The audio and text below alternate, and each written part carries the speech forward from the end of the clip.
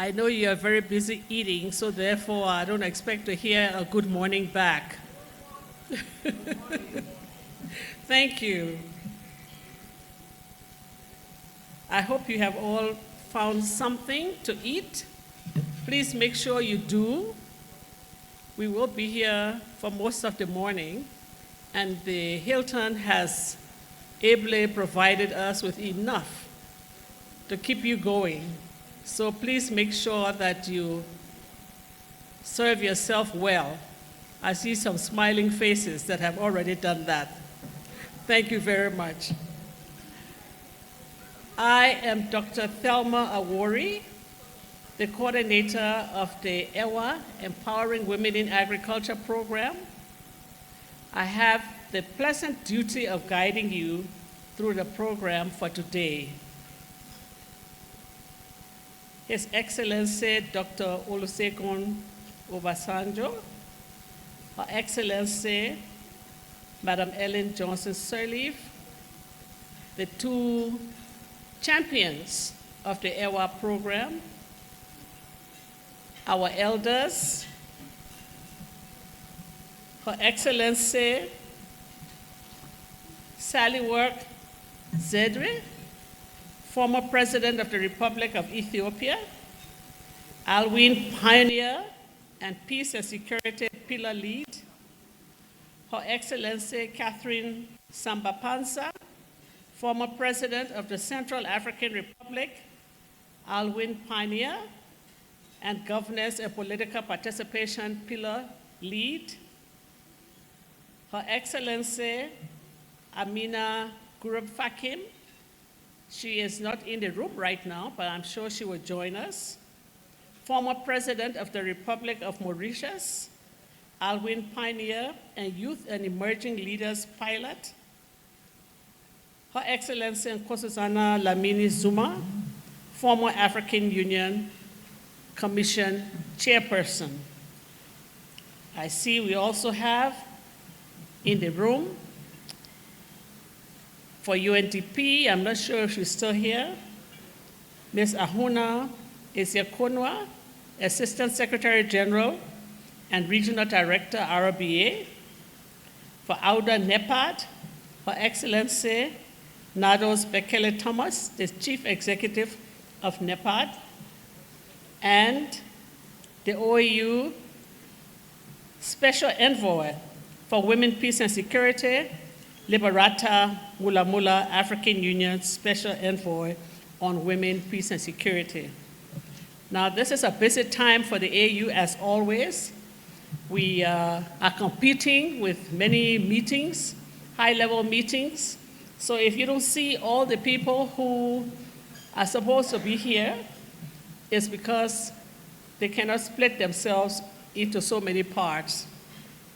But let me say that we are honored to welcome all of you, and we are encouraged by your commitment to join us and find the time to come and join us for this 9th EWA breakfast.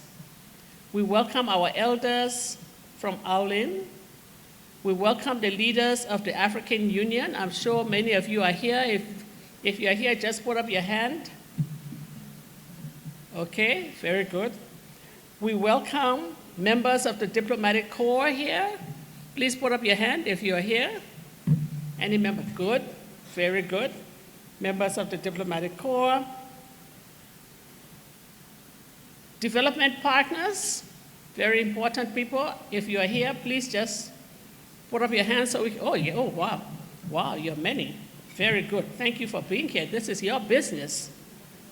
Organizations of the International Development System, that's the UN, and yes, I see UN Women is here in full. I see so many other UN agencies here. Thank you again for coming to show your solidarity.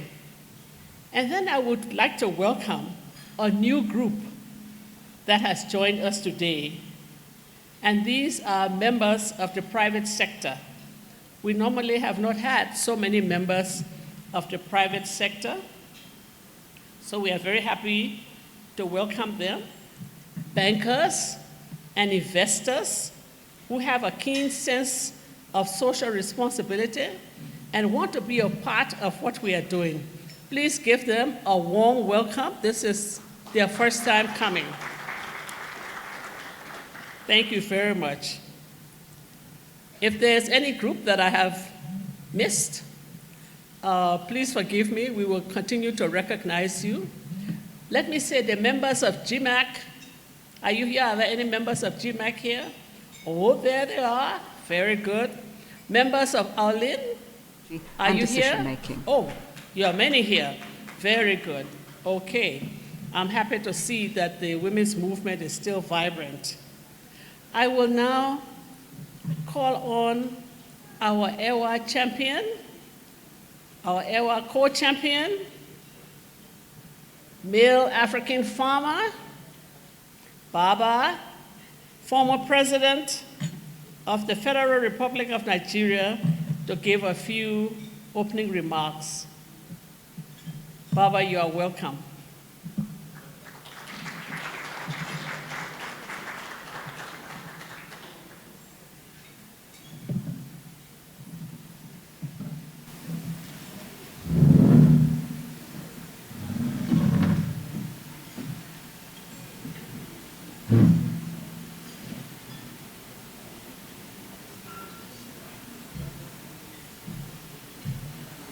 I see today you are not running up the steps, right? No, I don't want to. Okay.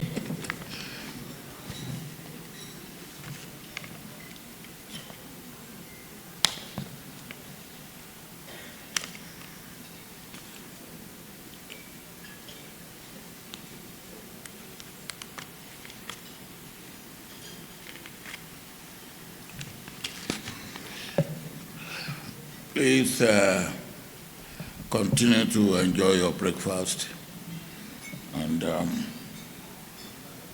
just give me not all your 2 ears, just give me one of them. Your Excellencies, distinguished co-chair, my sister, Ellen Johnson Sirleaf,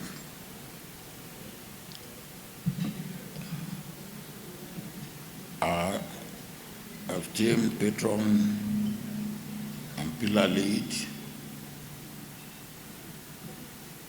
my sister, Dr. Joyce Banda, who was Former with president me of Light. up till last night in Nigeria. The former Special Envoy on Women, Peace and Security and co-governor, Madam Beneta Diop, the Commissioner for Rural Economy and Agriculture, African Union Commission, Deputy Secretary General of the United Nations, is my dear sister Amina here. We came together early this morning in the same flight.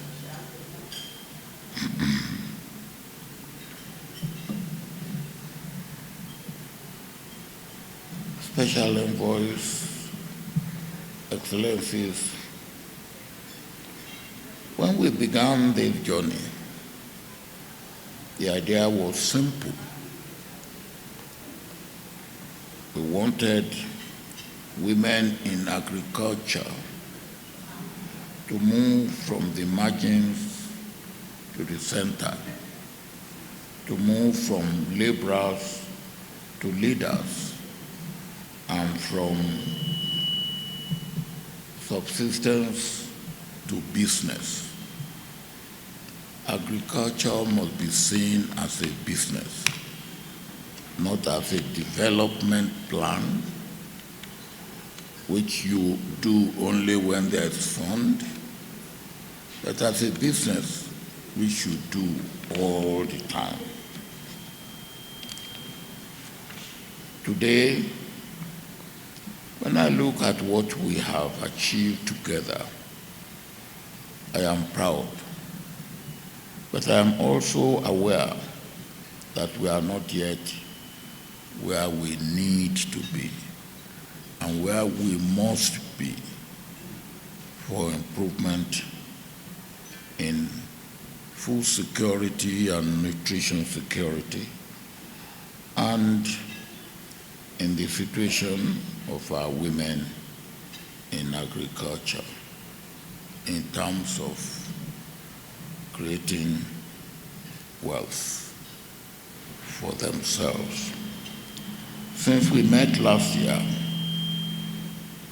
some real progress has been made, not just in documents and declarations, but in actions as well. Our recent evaluation of the EWA project in Malawi showed that 410 women and youth in the pigeon pea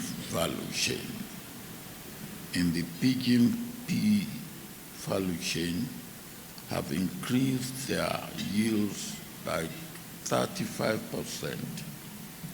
Their incomes have grown by 1.5 times, and 99% of them reported that their families now eat better and more regularly. That is what progress looks like when public, private, and government partners come together around a shared purpose. In Nigeria, the EWA Eco Center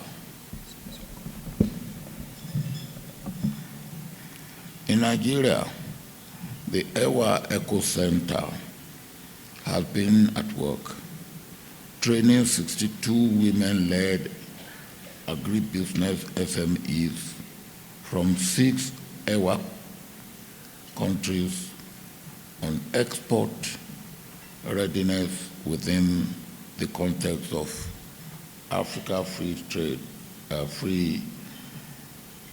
Africa Continental Free Trade Agreement. We have developed a 5-year operational framework that can now be adapted and used by any African country that wants to establish its own eco center. We are moving forward with a flagship project focused on empowering 10,000 women from 100 women cooperatives within the cassava chain with an objective of moving the national production from 60 million metric tons to 75 million metric tons of cassava per annum. This is a plan that will definitely come to reality with our joint effort. Senegal has developed a 5-year EWA national strategic plan validated in 2025 by the government and other stakeholders, from which 2 projects have developed for funding within the funnel value chain. This is a very good model for national ownership of EWA initiatives that I wish to recommend to other countries. Uganda, one of our newer members, has already established its own eco center and is mobilizing resources to support women in the cassava value chain. Ethiopia, the home of the African Union, has joined us with its own national project. Djibouti, will present its own holy value chain initiative. Right here today, Liberia and Rwanda are also coming up with their national strategies that will deliver the EWA mandate with impact. These are not isolated stories.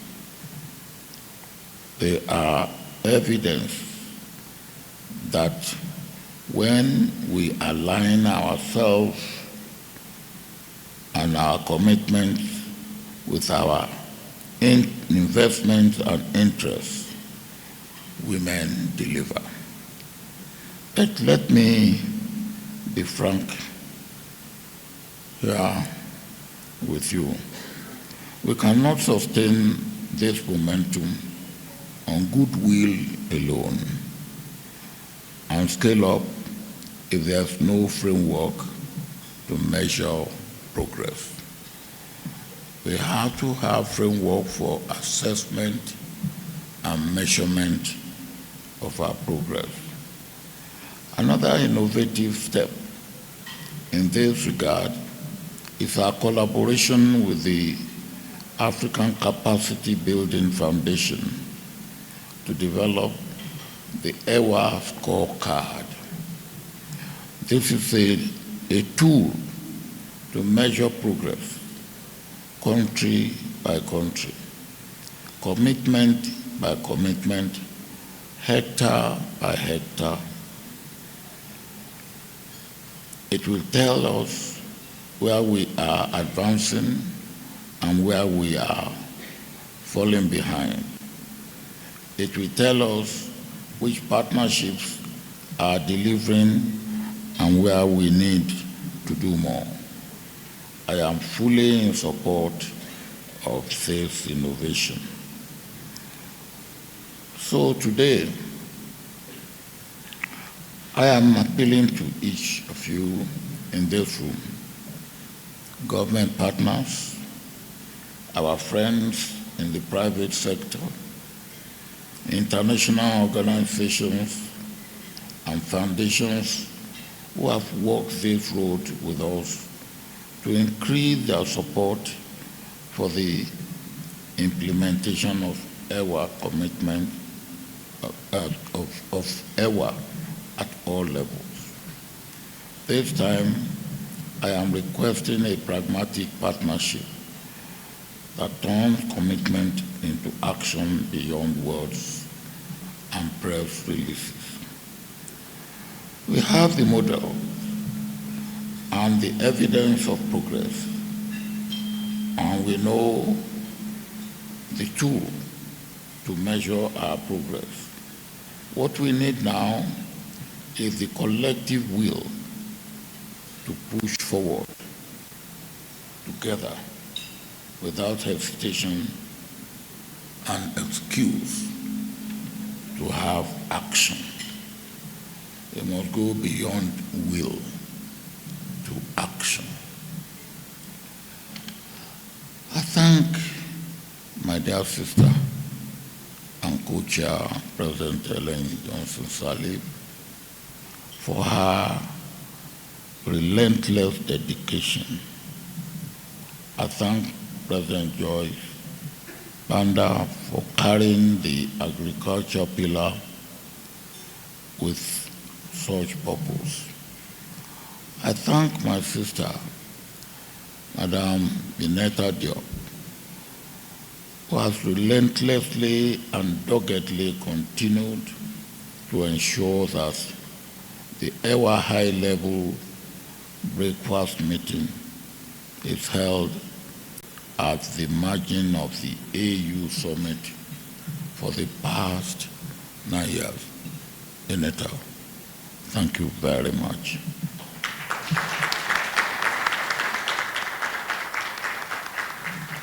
I thank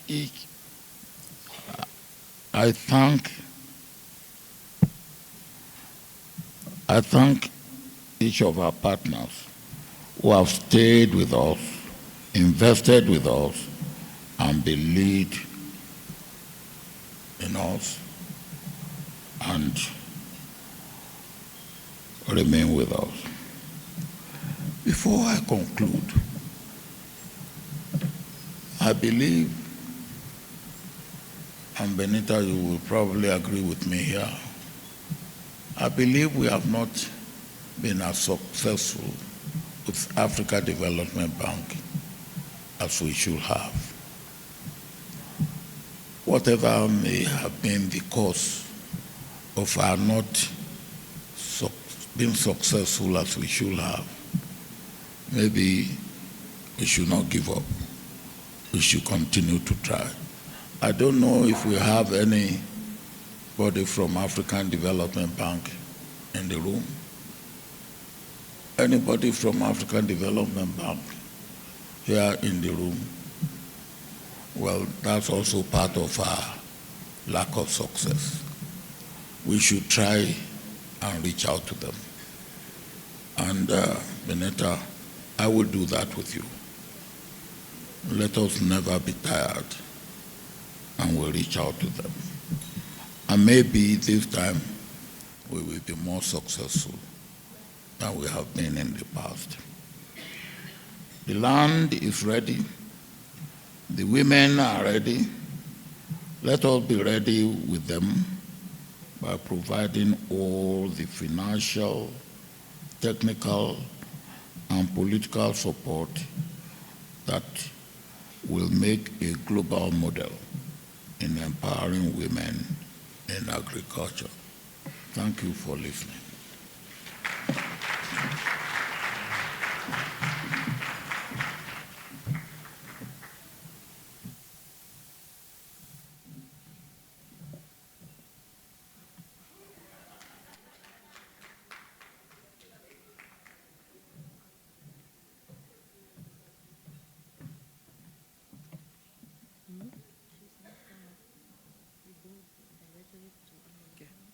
Okay.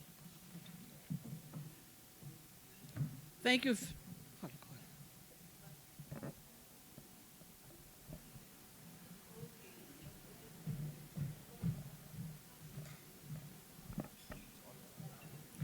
Thank you very much, Baba. There are very few people who have the kind of commitment that Baba has. If you imagine arriving here at this early this morning and then coming to make a statement here, we also have to give him a very big round of applause. And he always does this, very faithful. He's determined to make sure that this program succeeds. And I can tell him why we are not succeeding with the African Development Bank.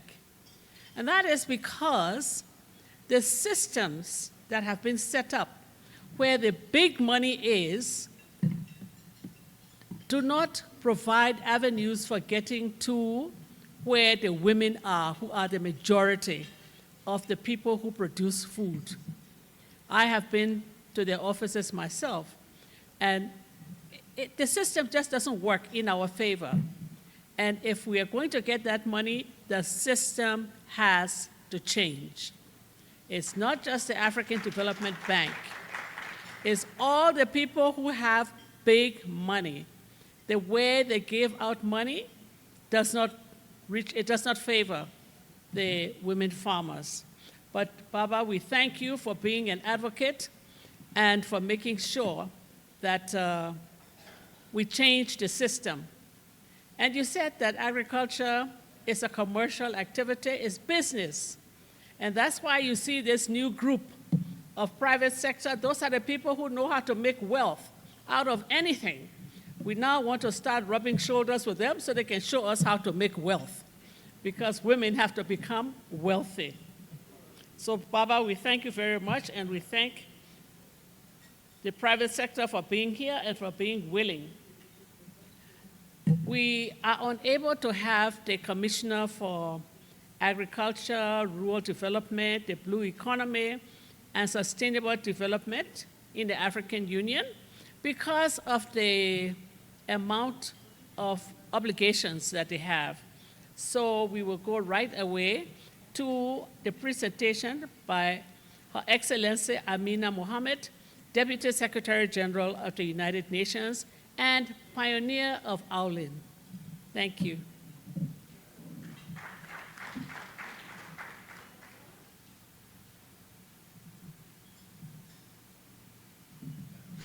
Her Excellency, Before Ellen that Johnson statement Sirleaf. begins, let me say that we very much welcome the former head of the Commission of the AU, Her Excellency, Madam Nkosazana Dlamini Zuma.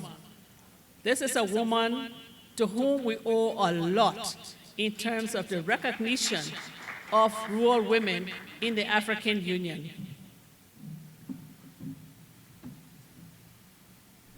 Her Excellency Ellen Johnson Sirleaf, former President of Liberia, His Excellency Olusegun Obasanjo, former President of Nigeria, Excellencies, dear sisters. When we speak about food across Africa, women are the backbone of food systems, on farms, in markets, in processing, and in households. Women make up nearly half of the global food systems workforce and the majority of off-farm food system workers. Every day, African women are feeding families, sustaining communities, and keeping local economies moving, but often with limited recognition and even fewer resources. We also know the imbalance. Women are overrepresented in low-paid, informal, and insecure roles, while remaining largely excluded from transport, finance, technology, and decision-making. This is not accidental. It reflects long-standing structural barriers that tie women's economic contribution to unpaid care and domestic work. At the same time, pressures on food systems are intensifying. Climate shocks, environmental degradation, economic stress, and migration are reshaping rural and urban livelihoods.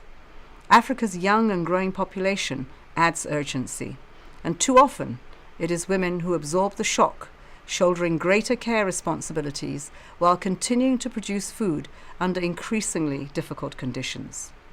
We see how these intersecting challenges, gender-based violence, limited access to justice, and gaps in sex disaggregation data, constrain women's access to land, to finance, to technology and leadership. These realities are not abstract. They are lived every day by women farmers, traders, and entrepreneurs across the continent. And yet, sisters, we also know where the solutions lie. Agriculture remains central to Africa's development pathway. Food systems sit at the intersection of nutrition, livelihoods, climate resilience, and stability. When they work, they create jobs, they strengthen social cohesion, and restore confidence in the future. But when they fail, the costs are borne first and most heavily by women. Women are not only sustaining food systems, they are transforming them. As farmers, scientists, entrepreneurs, educators, investors, and leaders, women are driving innovation and resilience across agri-food systems. Removing the barriers women face to land, to finance, to technology, and decision-making is not charity. It is smart economics, sound policy, and essential for sustainable development. Recent global and regional moments, from the Africa Food Systems Forum to the Financing for Development Conference, have reaffirmed what we already know. Transformation will not happen unless women are at the center. The Kampala CAADP Declaration gives us a clear African framework. It reflects real progress, stronger national agricultural investment plans, greater attention to nutrition, and more explicit recognition of gender in food and agriculture policies. What matters now is delivery, closing financing gaps, strengthening implementation capacity, and responding to climate and conflict pressures, so that we can accelerate action on the SDGs and Agenda 2063, and we can turn commitments into changes that women can feel in their daily lives. In this context, 2026, the Year of the Woman Farmers, must be more than just a symbol. It must be a turning point, a year to scale investments, align policies, and back women farmers with the tools, the finance, and voice they deserve. a year to ensure that women's leadership in food systems is visible, valued, and sustained. AWLN has a critical role to play at this moment, ensuring that women's leadership is not only celebrated, but supported and resourced. Excellencies, sisters, let this breakfast serve as a moment to renew our determination to act with urgency, to invest with purpose, and to ensure that food systems deliver for people, for planet, and prosperity, in line with the SDGs and the noble aspirations of Agenda 2063. I look forward to a productive discussion, and I thank you for your continued leadership and partnership.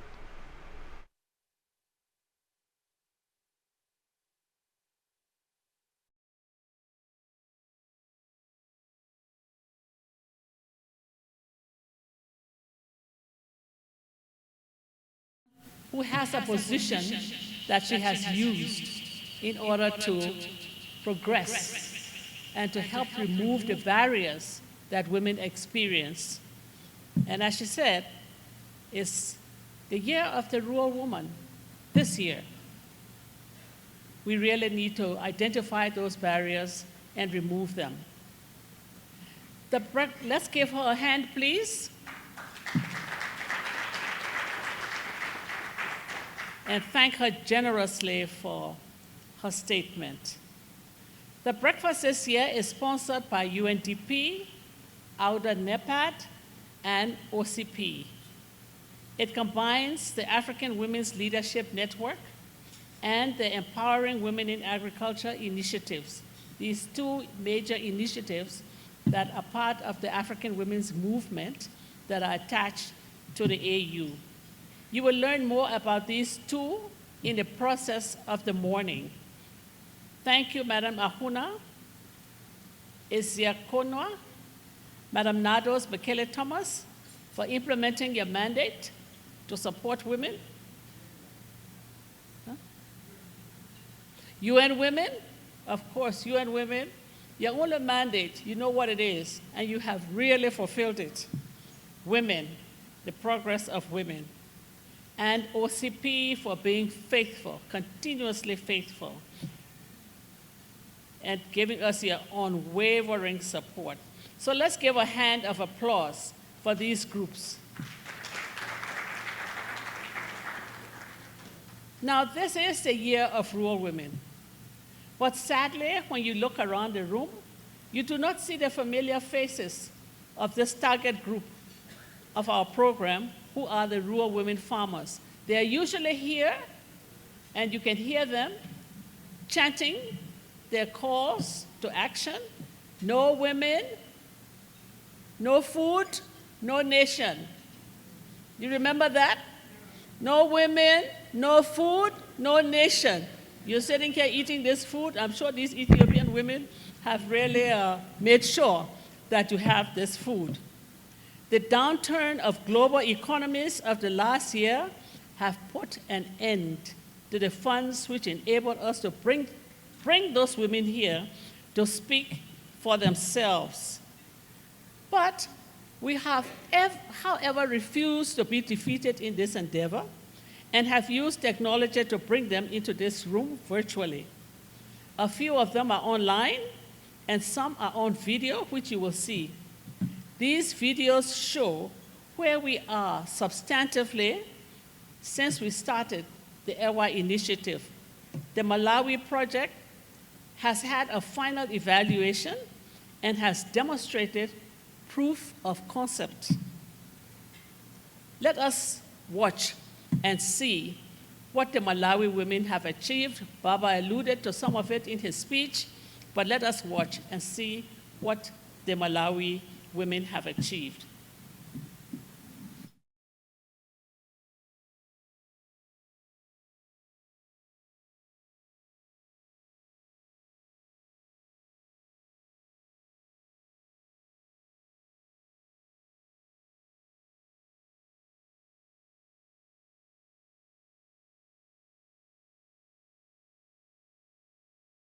Solidarity first, EWA is strengthening women's cooperatives and transforming lives in Blantyre and Mwanza districts.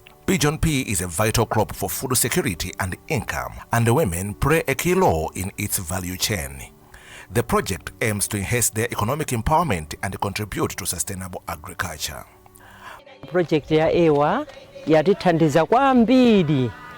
Ifeyo kulima kwathu mbuyomu timalima moperewera kwambiri chifukwa tinalibe zida. Timalima ndi makasu zimakhala zinthu zotivuta kwambiri. Ndi atabwera a EWA anatipatsa mphatso, anatipatsa zida zofunikira kwambiri, tili ndi matrekta, tili ndi zodzalira. Chifukwa chakubwera kwa matrekta amenewa, chifukwa choti tathandizika kukulitsa malo aminda amunda wathu, zokololaso zikukula. Kuonjezera apo, a EWA atipatsa maphunziro autsogoleri. Ndipo maphunziro amenewa athandiza kuti magulu athu aziyenda bwino. Chifukwa choti magulu athu akuyenda bwino, takwaniritsa kupanga zinthu zambiri.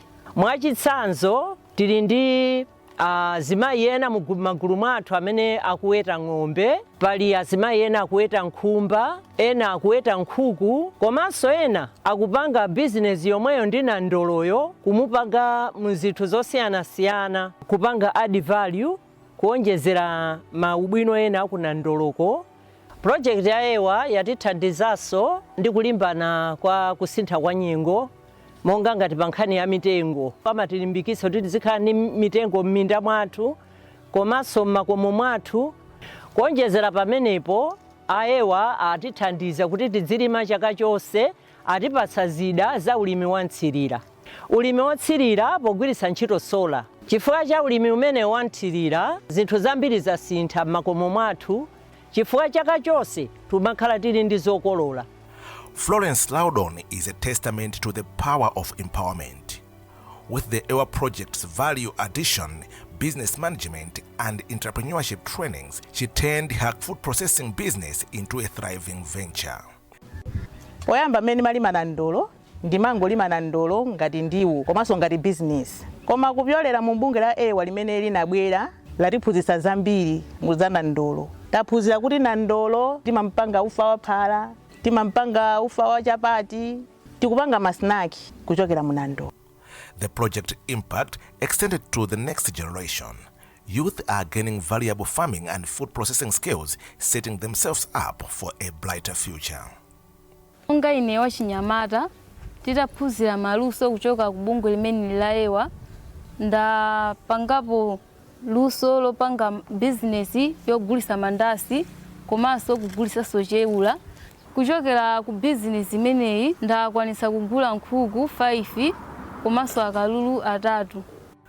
Doreen Ntilosanje's life is transforming. She's now raising goats and thriving with pigeon pea farming thanks to EWA project trainings. Itabwera EWA inatiphunzitsa maphunziro osiyana-siyana. Kuphatikizapo ulimi wa nandolo. Nditaphunzira maphunziro amenewa ndinakagwiritsa ntchito kumunda kwanga. Ndinalima nandolo 1.5 acre, ndinakolola matumba 11. Nditagulitsa nandolo ameneyu ndinagula mbuzi, komanso ndinalipira mwana wanga sukulu. Mbuzi ndinagula 3, pano zilipo 8. Mbuzi zimenezi zimandithandiza ifo ndikavutika ndimagulitsa kupeza fizi ya mwana ngakhale kuvala kumene. Growing for women's empowerment is a team effort. Men are stepping up to champion gender mainstreaming and inclusivity. By supporting their partners and colleagues, they are helping create a more balanced and equitable space for women to thrive. Ndikofunikira kwambiri kuti tithe kwathandiza azimayi awo kusatengera kunena kuti ena amati akaona azimayi ali pagulu chonchi amaona ngati akupita kwachita kuzina ndi zina zachibwana, koma ife abhongo mzofunika pabanja kuthandizana. Chifukwa ine pamene ndidayamba kwathandiza mayi wa kulima nandolo ndikuti ndinaona kusintha kwambiri. Monga ngati chaka icho 2024 ndidagula malo imene ili 3/4 acre, pano ndikunena pano ndalimapo ntedza. Through the EWA project, some beneficiaries had the opportunity to travel to India, where they learned various farming technologies and are now able to practice them in their fields. In 2025, I had a privilege to go to India through EWA. I benefited a lot from this trip. I have learned a lot of things, which include smart agriculture practices, integrated homestead farming, and entrepreneurship. As of now, I'm implementing organic manure in my farming, waste management, diverse food production, natural pest control, and small livestock layering. The Empowering Women in Agriculture EWA program was officially launched of the 9th EWA Summit in Addis Ababa, Ethiopia in July 2012 and targets 10 pilot countries including Malawi. I strongly believe that this country can only prosper if we don't leave behind 85% of our people. And 85% of our people are grassroots based. And those that are in rural areas, most of them are farmers. For me, I believe that the future for this country, and indeed another country in Africa, and it is being said now all over the world, is agriculture. Wherever progress is being made, like in Malawi, and what we are trying to do with eco centers, they need to be encouraged.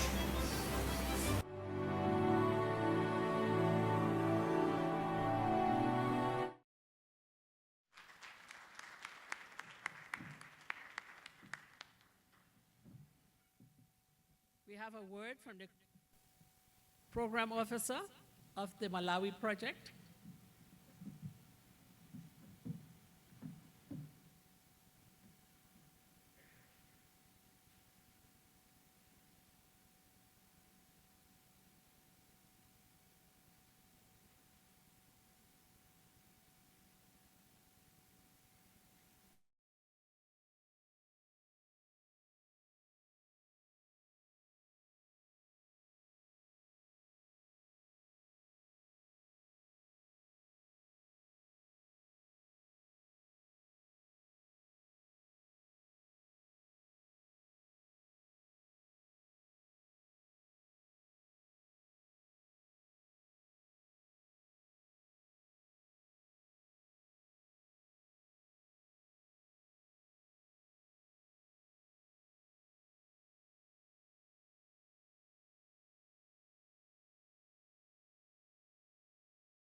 Women farmers in Malawi. We have increased yields, improved incomes, and enhanced decision-making power. We are now leading cooperatives, accessing markets, and adopting climate-smart practices. If replicated across Africa, such initiatives can yield improved livelihoods, strengthen economies, and foster social sustainability. Empowered women farmers supported by engaged men mean healthier families, educated children, and thriving communities. A catalyst for African prosperity.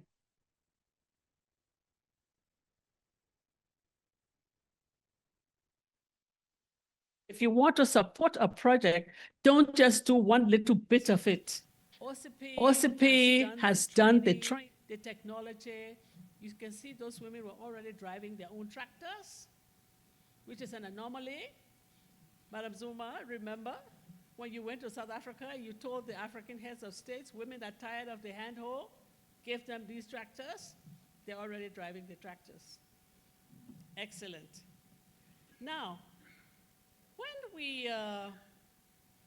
we see, and you heard one of the women say something about value addition. That's where we want to go. That's the opportunity. That's where the money is.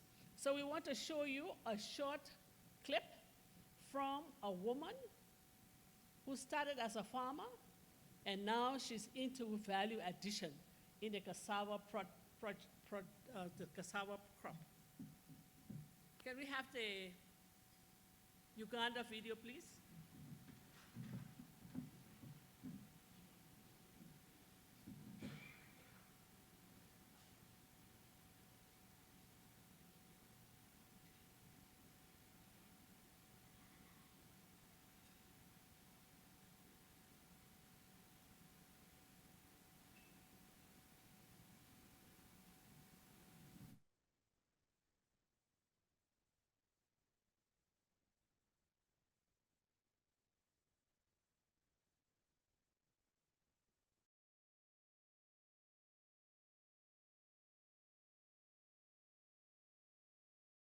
in the cassava value chain.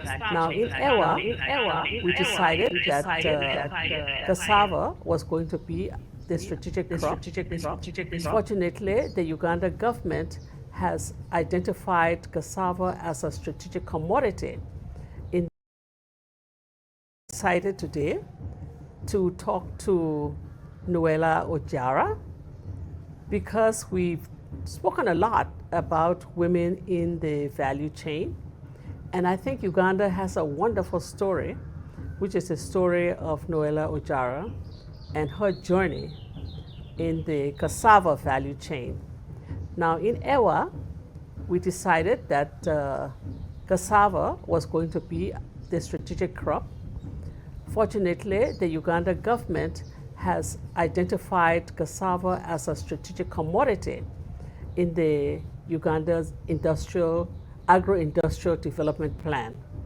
And therefore, it's very important for EWA to understand how women are participating in this commodity. How is their production going? How much income are they making? And how are their lives changing because of this? So I'd like to present to you Noella Ojara, who's an agro-industrialist, actually. She's graduated from being a cassava farmer to a major producer of products from cassava. So Noella, start by telling us, how did you begin this work? Thank you very much for the honor of speaking to me today and me able to speak to people out there about not only me, but everybody who is actively participating in the cassava value chain. My passion was driven by two things. While at the university, the lifestyle that my peers and I were enjoying were around foods that were not healthy. From my understanding and from the background, I am from northern Uganda and from the Lango people, and we regard cassava as a very, very important food security crop. As many other parts of Uganda. Exactly. And so for me, seeing what the young people were eating, I thought I could change what they're eating. And the journey therefore started with thinking of what is this healthy alternative that people can eat instead of a sausage. So instead of a sausage, I thought of a vegetable-based sausage, which is plant-based. Yeah. And it meant that I needed to think of all the ingredients to be plant-based. My first bachelor's is library and information science. Imagine. And so why cassava? Because cassava is a binder. And in many parts of the world, they use cassava as a binder. Countries like Thailand, Malaysia, and here even in Uganda. And our sister countries have picked it up, Kenya, Tanzania.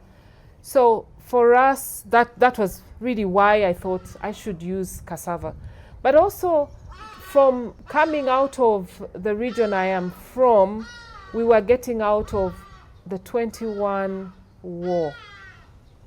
And there was a lot of agony, a lot of food insecurity.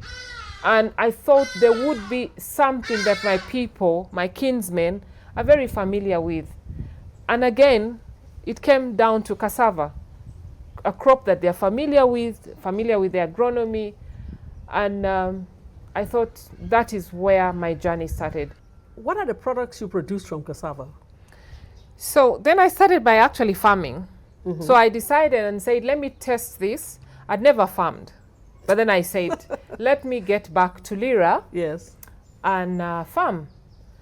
But the challenge of land, I had to go to my kinsmen again, the elders in our clan, and they offered me land, very small land. I got clean seed and I planted. And when I started to plant the cassava, I realized I needed, again, clean seed. And clean seed means seed that is disease-free, because there are improved varieties that are short-term and which can address the food security issue. 8 months, 10 months, you're able to consume the cassava. So I then had to I found my way in the corridors of the National Agricultural Research Organization, where I got improved seed. And I started growing cassava. My first year, there was drought, and I lost about 10 acres. I persisted, and over 3 years, I had grown to almost 40 acres. So I started selling, and I was selling the roots. And this is again yet another challenge that women face. Just before I speak about my products. And so I started selling my fresh cassava roots, and I wasn't comfortable with the price. So then I thought I needed to add value. So I used the knowledge from my first bachelor's and eventually got to know the various products that cassava has the potential to actually facilitate or produce. Doing research. Exactly. So I did a lot of research, and I started by just producing clean cassava flour. It had to be certified by the Uganda Bureau of Standards for it to be certified cassava flour. For me, it was clean, because I tried to avoid the sand, but I had to take it again to the Uganda Bureau of Standards so that I could have it certified as a quality certified product. Because you know the way cassava is managed. It's dried on the ground or on tarpaulin. Exactly. It's full of dust. Yes. And worst of all, it's full of mold. Exactly. Yeah. So I got the product certified. So the first product we have is cassava flour. Cassava flour that is certified by the Uganda Bureau of Standards. Thank you. And then now we are doing innovative products. Because like I said, cassava is able to be a binder, cassava is able to be used as ethanol, cassava is able to be used in the paperboard industry, cassava is able to be used in the textile industry as well. Cassava is it's also a binder in the adhesive industry. Yes, that's right. So cassava has multiple uses. It's a crop waiting to be explored. Exactly. Its potential is right now just like a flower waiting to boom. Yes. Yeah. Yeah. So we then I started doing a lot of research again on innovative products. So one of the other products that we have is a morning flakes that is cassava based. Like cornflakes? Exactly, like cornflakes. So you're eating basically gluten-free. Cassava is a gluten-free, much more healthy product. Yeah. So now we have that, and it has also been certified by the Uganda Bureau of Standards. Excellent. And we're working on a cassava pasta. Many people do enjoy pasta, but you can actually have a pasta from cassava. Just like you can be able to blend cassava with a partial wheat and have your bread and have your cookies, you have your different confectionaries. Yeah, so those are some of the products that we're working on. So not being a scientist, how have you managed to come up with all these different products? I think it's also driven by passion, because at the end of the day, I am the one who does the product development. And then I incorporate nutritionists and food scientists in order to have the recipe or the product. But also, as someone who yearns for knowledge, I have also gone back to school.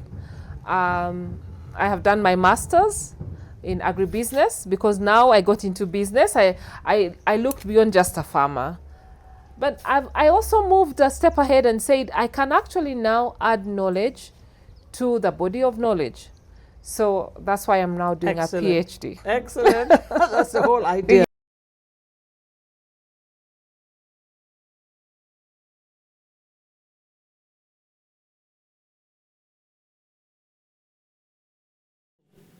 As women.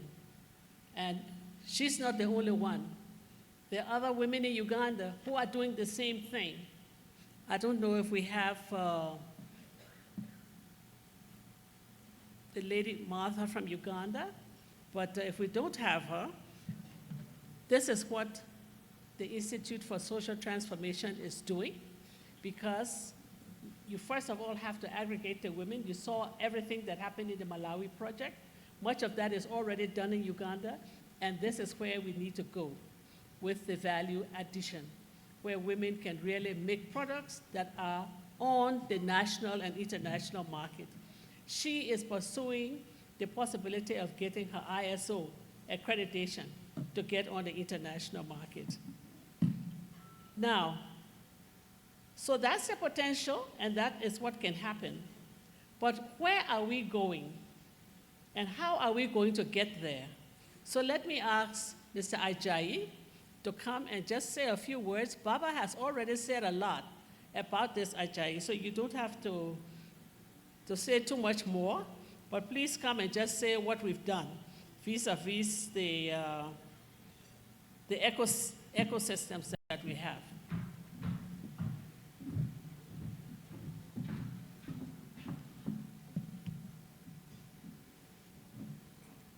Your Excellencies,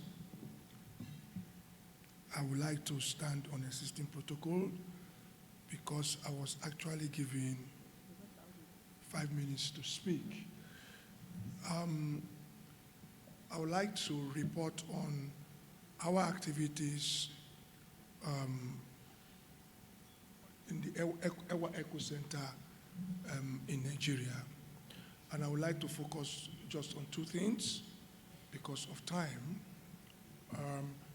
And I would like this slide to please roll so that everyone can see what we have been able to do. The first part of this with the fact that we, as a Pan-African organization, we have been, in the last 3 years, putting women in EWA countries, along with other countries, on our export readiness accelerator training for SMEs. And we have trained up to, last year we trained 62 women from 4 EWA countries. Please, can you go to the next slide? Next slide. Okay. We, in 2025, we implement this agribusiness export readiness accelerator training for in 11 African countries, including 5 EWA countries. In 2025, we had 102 women-led agribusiness SMEs, with 62 of them coming from EWA member countries. This has brought us the total number to 174, and our geographic reach has expanded from West Africa to East Africa, while maintaining strong participation from the 8 EWA countries. You can see the records from 2023 to 2025. So far, we have trained 118 women from EWA countries. These are the countries: Burkina Faso, Nigeria, Cote d'Ivoire, Senegal, Malawi, Kenya, Uganda, and Tanzania. So that's what we have done with our capacity training for women in agribusiness. The second part of this presentation has to do with what the Eco Center is projecting for the next 5 years. Next slide. We have been able, the next slide please.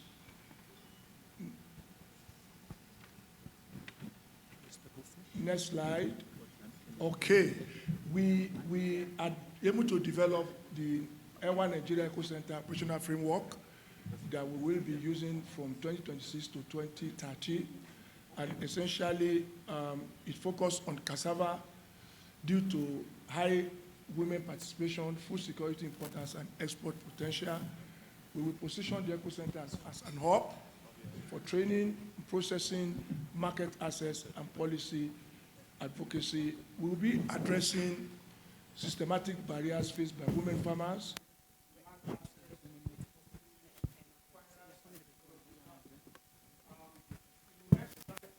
Also see where we intend to be by year 2030.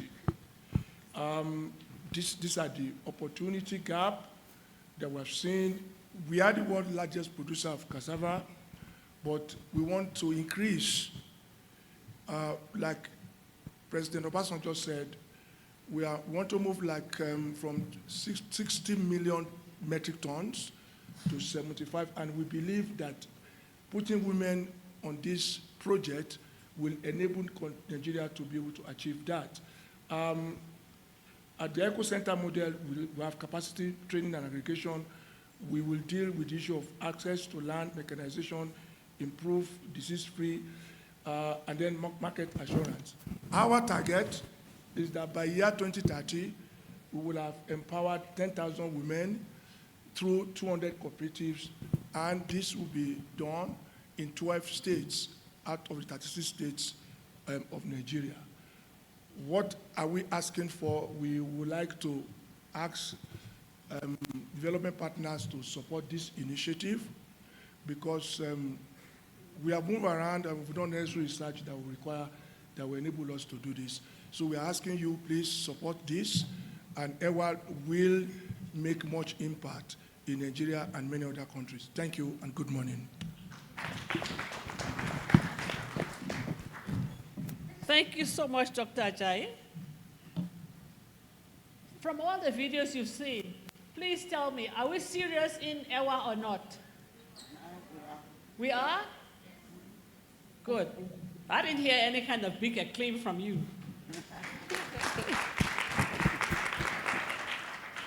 You can see that we are working very, very hard and trying to move forward and move the whole EWA program forward.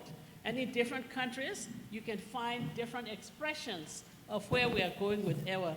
Thank you so much, Ajayi. Thank you for the work that you are doing in Nigeria, supported, of course, by Baba.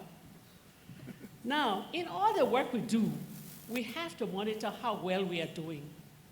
Therefore, we are planning to develop a scorecard with the help of the African Capacity Building Foundation. And Mr. Eden Gavo is going to say a few words about that.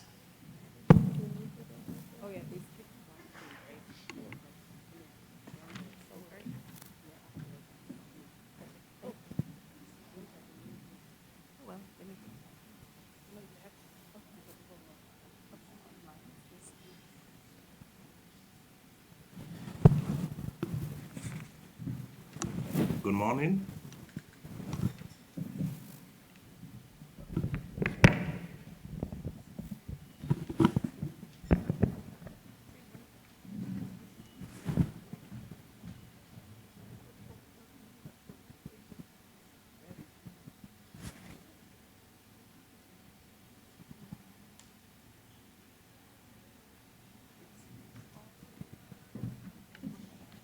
Do we have the video?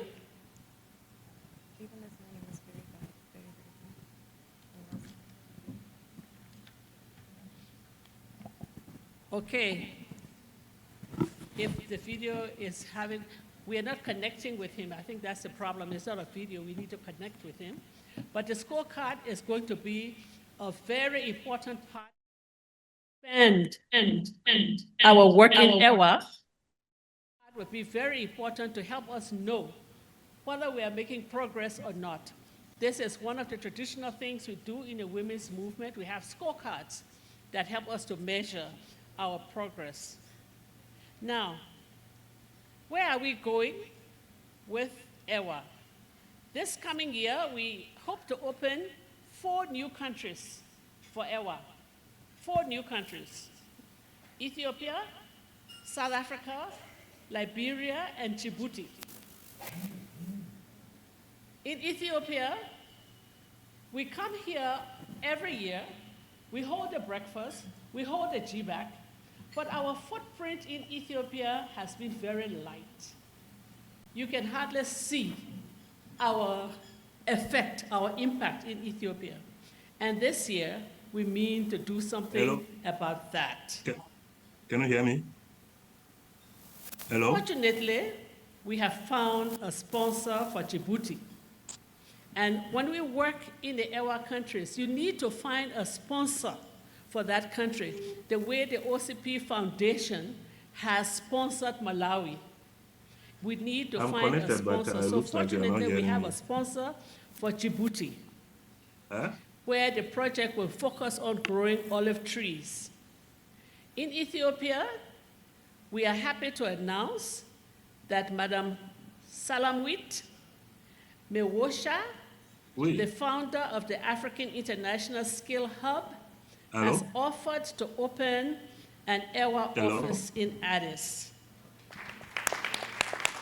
Can you hear me? She is a versatile entrepreneur who has investments in several African countries, Zambia, Tanzania, and Ethiopia. She will spearhead the work of EWA in this country. Please stand, Salam, for recognition. Hello? So that there she is. Please look back, there she is. A young woman and a very aggressive entrepreneur. We're looking forward. Sally, I hope you will be happy. Yes. Right. So we're looking forward to how our footprints would now become deeper in Ethiopia. We really must do that, and I really want to see that happen before I leave this scene. Let me say as I end, we need sponsors. We need sponsors, and when you come, we ask you for your commitment. Hello? This time we want Can you you to hear me? commit to a country or to an issue. Hello, can you hear me?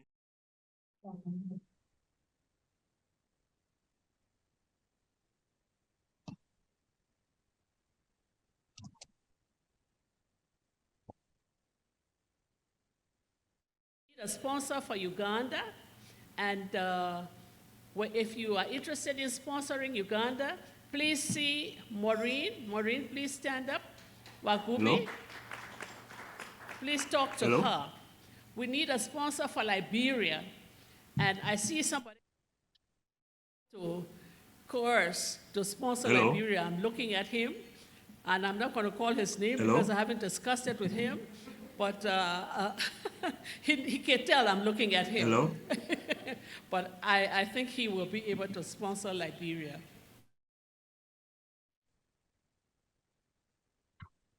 Hello?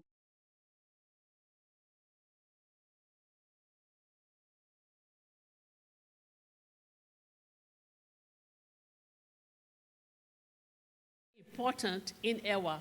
We need advocacy money. If South Africa can find money can find a sponsor in South Africa, we still need to go to South Africa and help them to go through the EWA process and set up their project. Nkosazana Pumzile is working on that with her office, and we will try to see. But we need the money for advocacy. We cannot underestimate the what? Yes, we need a sponsor for Senegal as well. We have an interesting new crop in Senegal that has potential on the international market. So, yes, Delali. You've got him now? Okay, let me finish this, yeah. So we need a sponsor for these countries that are on the list of EWA. So please think about it. Don't think you're going to lose money by sponsoring these countries. You see what happened in Malawi? You will also gain from sponsoring these countries. So please think about it, and let's work towards doing that. We need advocacy money to sponsor something like this breakfast. We need serious contributors for this breakfast because this is our key advocacy tool. And so we need advocacy money for the breakfast, to make trips to countries, and we need sponsors to begin the projects in these 4 countries. If you take a look at the diagram, do we have the ecosystem, the diagram ecosystem? There are just so many sectors. If you want to support women in agriculture, it's not just the production. The research, you heard Noella talk about the research that's required, the policy advocacy. There's just so much that has to be done in order to get this work done. So before you leave, we have to have statements of commitment Whether you're going to sponsor countries or whether you're going to sponsor advocacy or whatever you're going to sponsor, we will need that.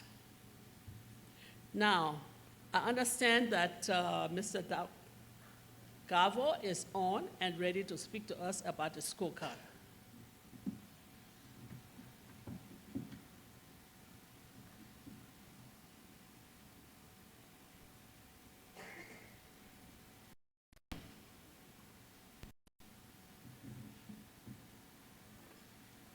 Good morning.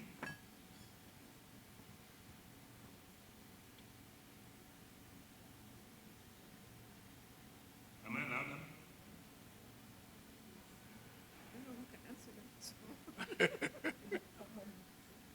I can see you. His Excellencies, all protocol observed. This is Mr. Gavo from ACDF, and I'm pleased to provide a key highlight on behalf of the consortium set up for the development of EWA Scorecard to give a key highlight of the instrument that we are planning to develop to support the program. First of all, I would like to extend the greetings of the Executive Secretary of African Capacity Building Foundation, Mr. Mamadou Bite, who wants to be there, but for some reasons he couldn't attend it. But he wished you all a very successful meeting. In terms of the context, first, as we have observed and in the different, and also listened to the different interventions before me, women are facing a systematic constraint or challenges in terms of access to land, technology, input, financial services, even though they are playing a central role in the agricultural value chain in Africa. So the EWA program has been developed or initiated launched in 2012 to create enable environment for women to play a leadership role in this process. And as we see from the different videos and interviews, EWA has recorded a good result and performance across the continent. But the issues that we are facing today is that we don't have an harmonized mechanism to consistently measure progress and the result of the programs across the countries. So, and during the last meeting, high-level breakfast meeting, it has been recommended to develop a scorecard as a structured performance management tool to demonstrate or to show impact of the program and also position EWA as a transformative Pan-African initiative. In terms of the purpose of this scorecard, the scorecard will provide a clear evidence to guide strategic decisions and strengthen continental advocacy for gender-responsive agricultural transformation in Africa, especially by translating the strategic goal to measurable performance areas and also generate data that are available to inform advocacy and also enhance accountability and visibility of the program. In terms of the function, we are intending, or the EWA scorecard will play 4 main functions. First is measurement and accountability. Second, support evidence-based advocacy. Third, enable systematic comparison. And fourth, create a clear narrative story. And as you see in one of the video, especially from Uganda, the partner has shown the story, the success stories of the cassava value chain. And this is one of the major functions that this scorecard will be playing to support this process of telling success stories of the program. We are planning to have a very simple model to set up the scorecard, and especially to allow not only experts but any program participants can also use the scorecard to tell the story, to show the progress that they are making. So we are building the scorecard around the 5 strategic goals of the EWA program, around the performance areas, including relevance and gender responsiveness, participation and agency, access and benefits, food security and well-being, and the last performance area around the 5th strategic goal of the program is impact and sustainability. We'll divide subdivide the performance areas into dimensions that we call sub-areas. For instance, if we take the case of relevance and gender responsiveness, we'll look at dimensions like policy integration and gender in agriculture, and etc. And then you have the third component of this scorecard will be the indicators. So we are going to use measurable, tangible indicators to measure the progress and around each sub areas so that we can show the performance or assess the performance of each goal.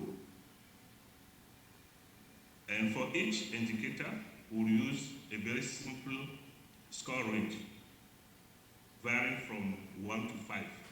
So 5 will be the highest score, and 1 will be the lowest score. And based on the assessment, we'll score that particular indicator and then provide the rating for the performance regarding the goal. For instance, if you score, you receive a score of 5, it means that you are very strong, you are a very strong level in terms of the issue of gender responsiveness around the policy, around the program that are implementing in your different settings. So this is just the model, but when we are working on it, we'll engage with the different stakeholders to confront and also validate this, which is because we want it to be very user-friendly. In terms of methodology we are going to use, we have 5 steps. So the desk review, the consultation, the design of the card itself, and then also the calculation of the index, and then pre-testing the scorecard, and then refine it, validate it, and then disseminate it. The work plan, you have 60 days to develop this scorecard. So we have started the data collection, but there is an issue that we are going to highlight because of the budget. We have estimated a total cost of $300,000 for this assignment, and you can see the different items of the expenses. My last word would be we are appealing the different stakeholders, partners to support, to finance this assignment so that in the next 60 days we'll be able to have a very robust instrument that our different stakeholders will use to assess, to do their own self-assessment, can also do independent assessment of the performance of the program that they are implementing in different sectors. So for us, it's very important that we have this harmonized tool so that we can use it to do a comparison and also to really demonstrate the impacts of the EWA across Africa. Thank you very much for listening to me. Over to you. Thank you very much, Mr. Galvo. Now you can see how we are working in EWA. Are we serious in EWA? This breakfast is not just a time to get together and get to smile at each other. This breakfast is a very serious breakfast. The job we are trying to do is not a small one, as you can see. So we really have to, as we say in West Africa, taya lapa. you know, and get going. We have things to do. There are some important ladies who have come into the room while we were showing our videos. We have the former Chief Justice of the Federal Republic of Ethiopia. Please stand up for your acclaim. Madam Miaza Ashenafi. We also have the new envoy for Women, Peace and Security of the African Union. She has succeeded the big footsteps of Madam Diop. From Tanzania, Madam Liberata Mulamula, we want to welcome you. Are there any representatives from Enat Bank? Could you please stand up for recognition, or from Hibbert Bank? They're supposed to be here. Very good, very good. Thank you very much for taking your time as bankers to come into this room. Now I'm going to turn, who? Some ambassadors. The ambassadors? Yes, they're here. Over there, Ireland, Denmark. We had called the diplomatic corps. No. I can't hear. Yeah, please. We have some guests here, some ambassadors that are in the room, if you can recognize them. Please recognize them. Ireland, Denmark, we are here. Can you stand, please? The diplomatic corps.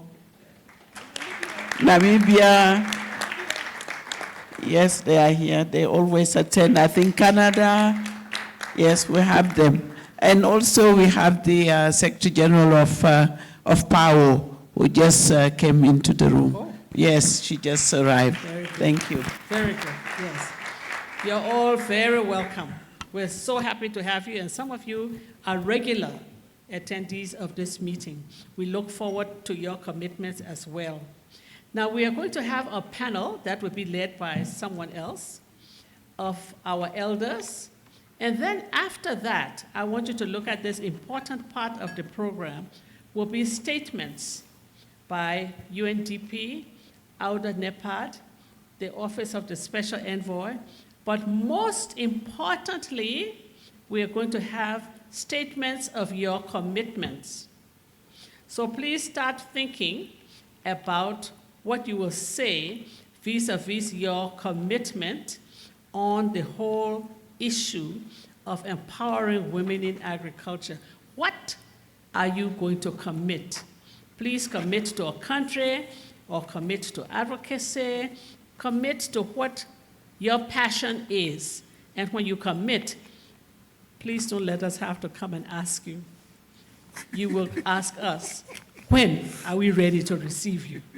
So thank you very much. I would now ask Madam Sanyue Asare to come up and manage the panel. Thank you very, very much for your time and your attention. I could see that you were really paying attention and that you really enjoyed the videos. Yeah.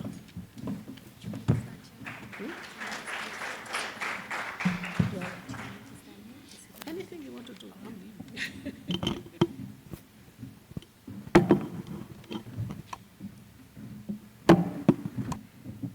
Thank you so much for having me this morning. All protocols observed.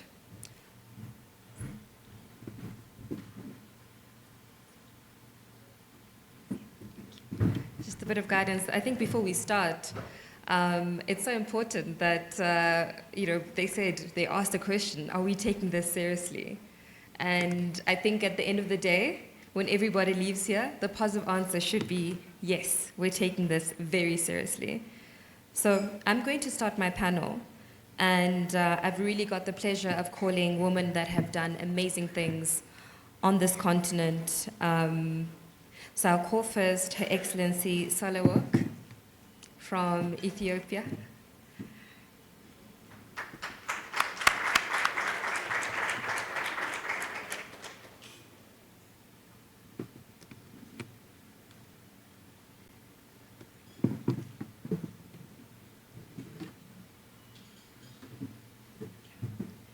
Then I will call up Her Excellency Catherine Samba-Panza, the former President of the Central Republic of Africa.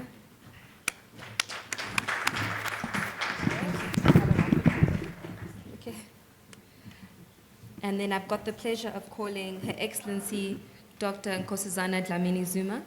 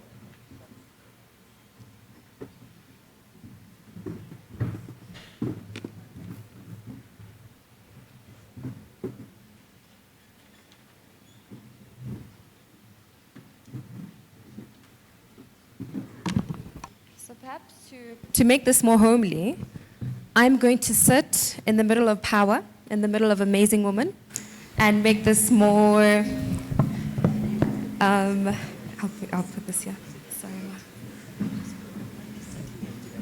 And make this more, no, merci, c'est bon, merci.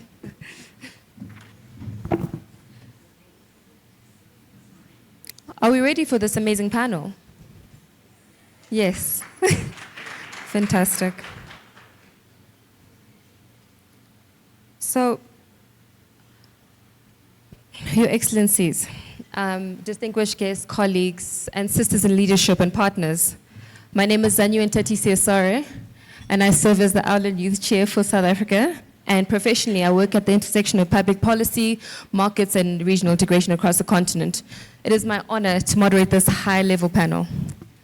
Today's discussion focuses on how AWLN elders can translate their leadership experiences, institutional influence, and personal advocacy into tangible impact for women and young women, particularly in governance, peace building, economic empowerment, and innovation. In a moment defined by geopolitical shifts and transformations, the imperative is clear. Women's leadership must lead beyond representation towards structural and intergenerational change. We're privileged to engage leaders whose journeys span diplomacy, statecraft, science, and continental reform. This conversation is grounded in legacy, but focused on delivery. Your Excellencies, thank you so much for your presence. I look forward to this dialogue. So I'll jump right into the first question, Your Excellency. And this question is for you. Throughout your diplomatic leadership, you have consistently championed peace building and institutional reform, whilst advancing gender equality and systems. The question I put to you is, drawing from your experience, strengthening inclusive leadership at national and multilateral levels, how can African women leaders transfer diplomatic capital into concrete ways for women, particularly in governance, mediation, and public service, with a focus on today's geopolitical landscape? And I think this is an excellent question for you, Your Excellency.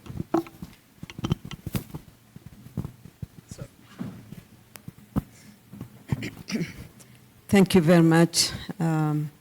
Pleasure to be here in support of this great work done by EWA. You're asking me a very difficult question, but your last sentence is guiding it all. You're talking about diplomacy. I have spent all my life in that. But diplomacy's nature is changing. I don't know the current one.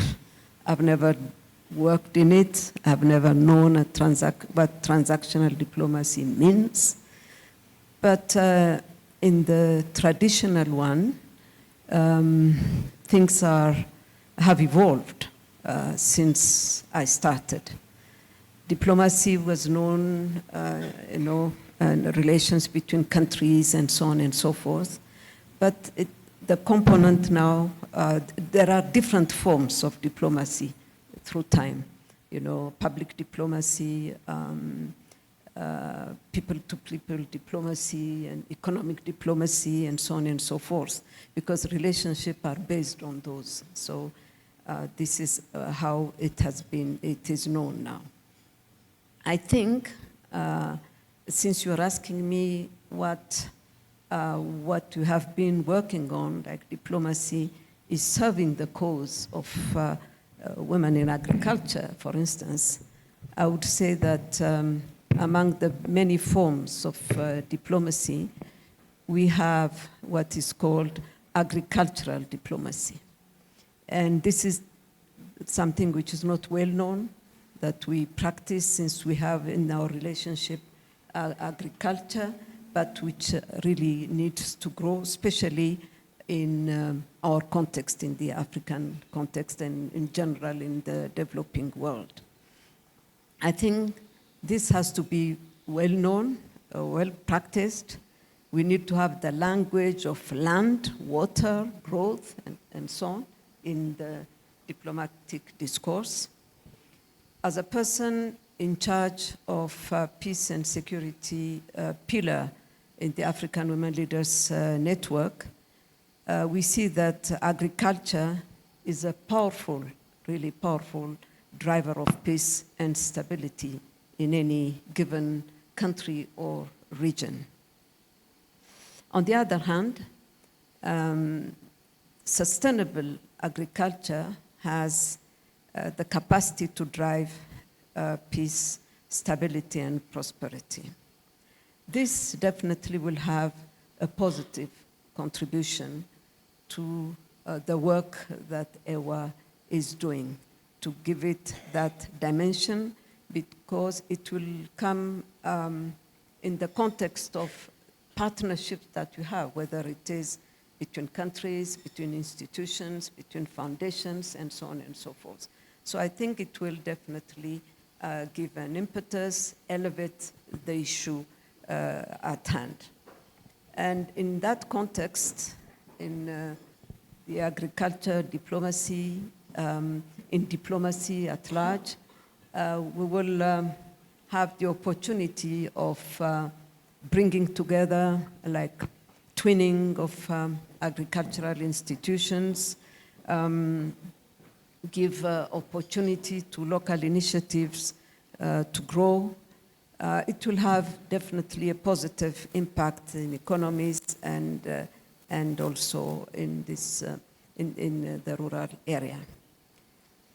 This requires training of our diplomats. Since the time I've been recruited in the Ministry of Foreign Affairs and this period we are living on, the curriculum has changed tremendously. It's no more the same thing. It evolves with the evolution of our societies and so on. And this is one of the things we should introduce as we elevate this diplomacy to come more palpable, more known by the common people, because usually diplomats are seen as something, different and not having nothing to do with the rest of the population, whereas this should be different. Now you talked about experience. I would like to say one word before finishing. When I was a president, during my time, I started a training program, and I'm happy to see some of the alumni in this room. this training, leadership training, included rural women as well. Most of the time, the trainings are concentrated on, some of us were in the cities, in offices and so on. But we had many rural women who would explain so many complex things in a very simple way because it's their daily life. While I was doing that, a big scientist who is an Ethio-Sudanese came to me and shared with me an amazing project that I would like to share with you in a few lines, really. It is about communicating through satellite and going directly to the rural women. This test was to be done in Ethiopia, and you know how vast Ethiopia is, millions of rural women. But as explained, it is something possible, but it's something absolutely revolutionary. You would reach that woman, whether she's literate or illiterate, whether she speaks the national language or has her own regional language that she only speaks. It will reach her through a small tablet where she can communicate. She will be told how to deal with some kind of a plant or a farm or whatever. You know, most of us Ethiopians were either in cities or rural areas. There is no connection like I see in many other African countries. But in any case, it will create that link. Unfortunately, he couldn't do it till the end because he has a serious health issue. But I really promised to take it up with his office, with those who can, and contacting those who can support us in this to make it happen. So I'm just flagging it in case in this room there are those who would say, oh, by the way, we know, we have tried this somewhere and so on, that we can replicate. In addressing agriculture, women in agriculture, we have to elevate it at that level in order to reach the millions of them. Thank you very much. Thank you so much, Your Excellency. Your Excellency, Catherine Samba-Panza, your leadership during your political transition in the Central African Republic, together with your continued advocacy through peace initiatives and work launched by your foundation, Catherine Samba-Panza for Women, highlights the critical role of women in reconciliation and recovery and the promotion of women's rights. My question to you, Excellency, is Agenda 2063 considers gender equality as critical for its full effect and implementation. How do you envision the foundation contributing to this happening and to the achievements of critical legal reforms, women's rights, and that of gender equality?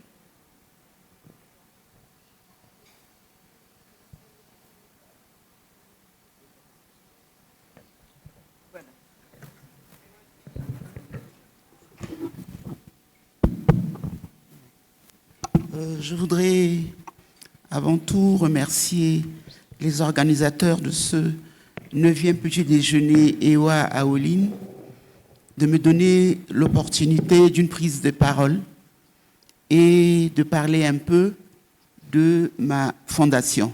Je dis ma fondation parce que j'ai créé une fondation qui s'appelle Catherine Samba-Panza pour les femmes.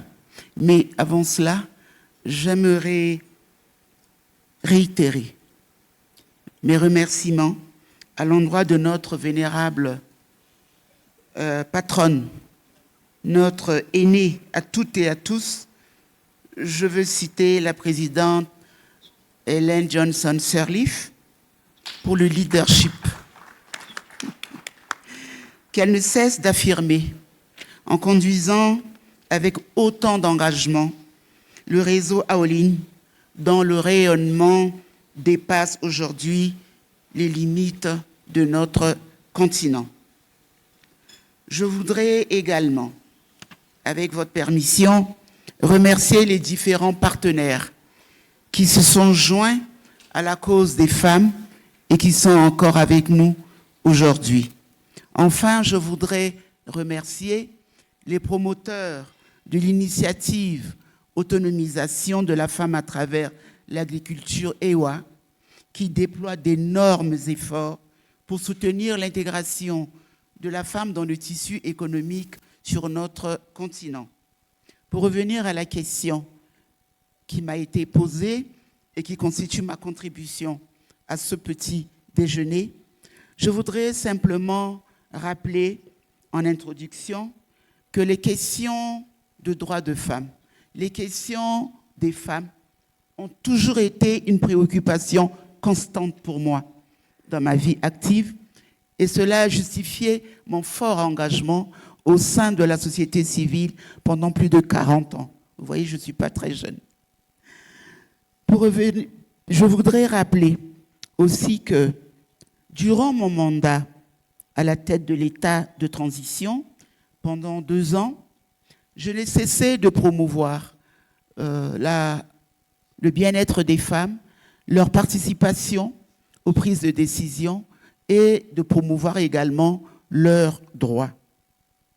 À la fin de mon mandat, en avril 2016, j'ai déclaré mon intention de continuer mon combat en faveur des femmes en créant une fondation pour les femmes.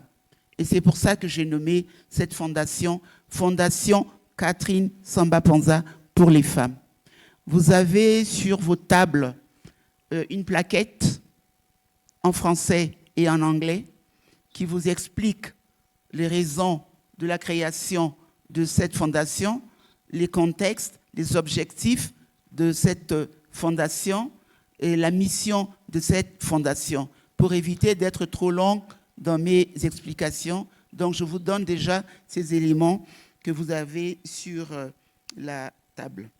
Alors, j'ai créé cette fondation en janvier 2025 parce que dans mes relations avec les femmes, les organisations de femmes, dans mon approche des problèmes des femmes, j'ai compris, j'ai compris que les femmes avaient besoin d'être accompagnées, d'être soutenues, que leurs droits avaient besoin d'être promus.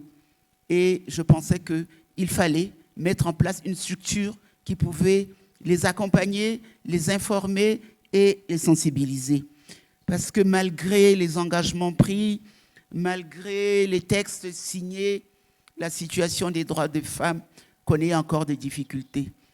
L'accès à l'éducation, ce sont les droits fondamentaux que je vais citer, l'accès à la santé, l'accès à l'emploi, l'accès à un certain nombre de services sociaux de base n'est pas encore acquis pour beaucoup de femmes.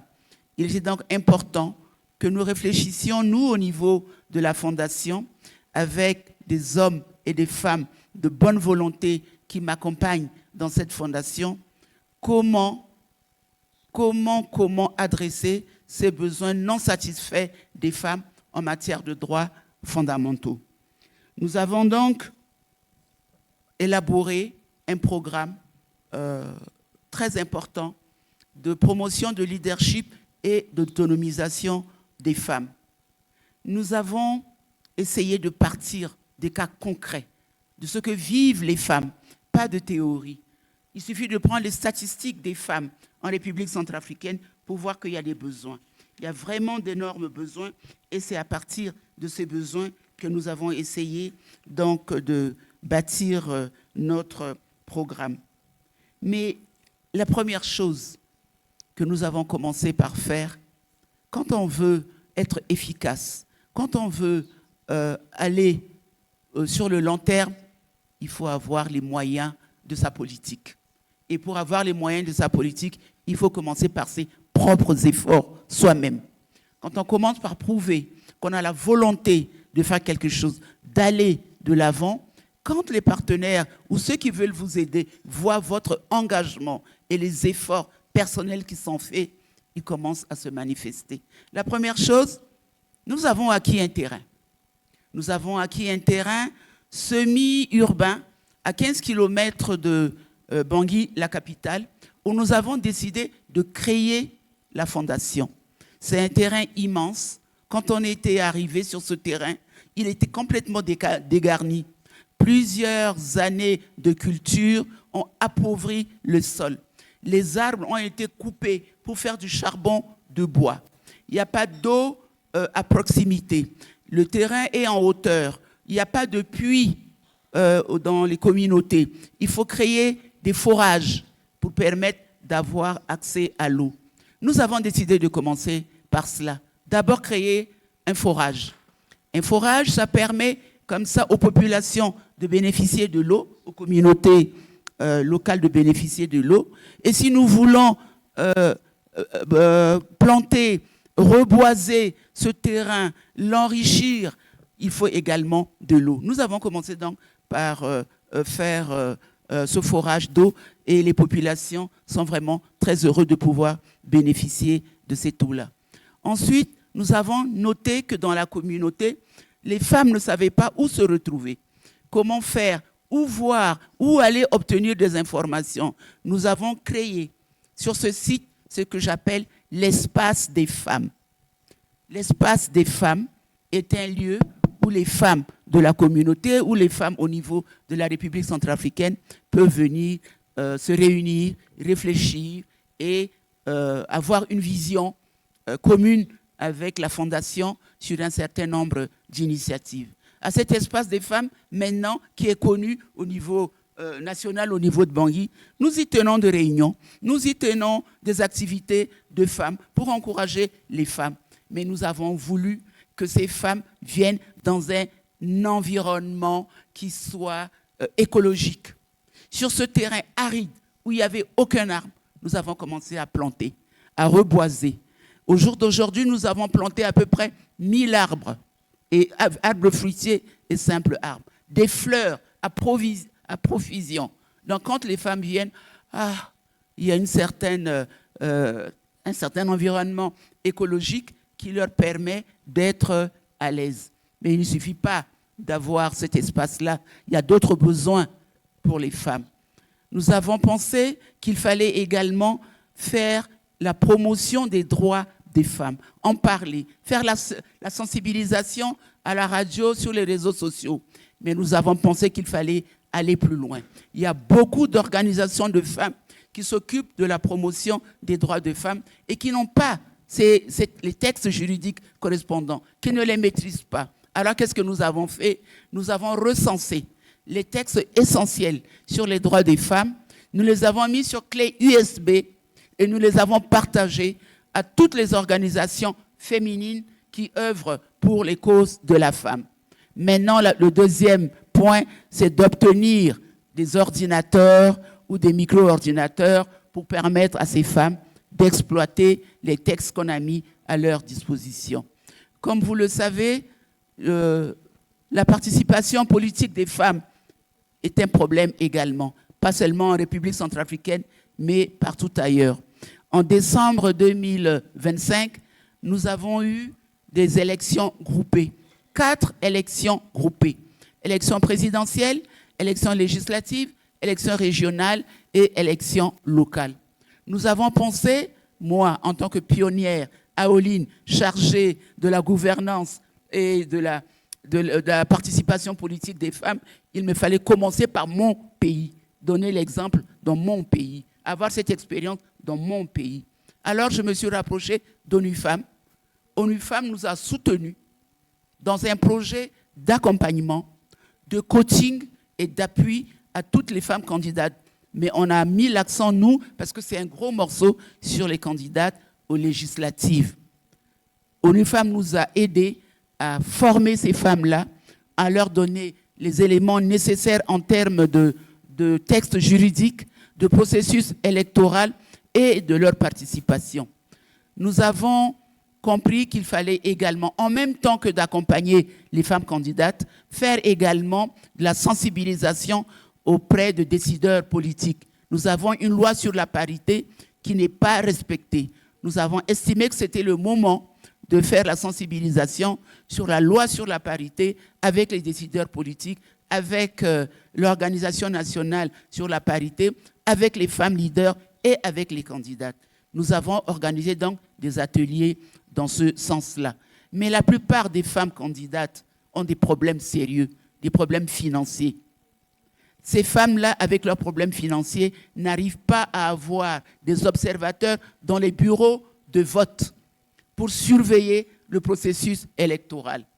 Nous avons proposé à ONU Femmes de financer donc une certaine somme pour permettre à ces femmes d'avoir leurs représentants dans les bureaux de vote. Je me suis battue pour qu'on octroie à chaque candidate, il y en avait 86, 50 000 CFA, je ne sais pas en dollars, ça fait à peu près $100, pour qu'elles puissent payer le déplacement de leurs représentants dans les bureaux de vote.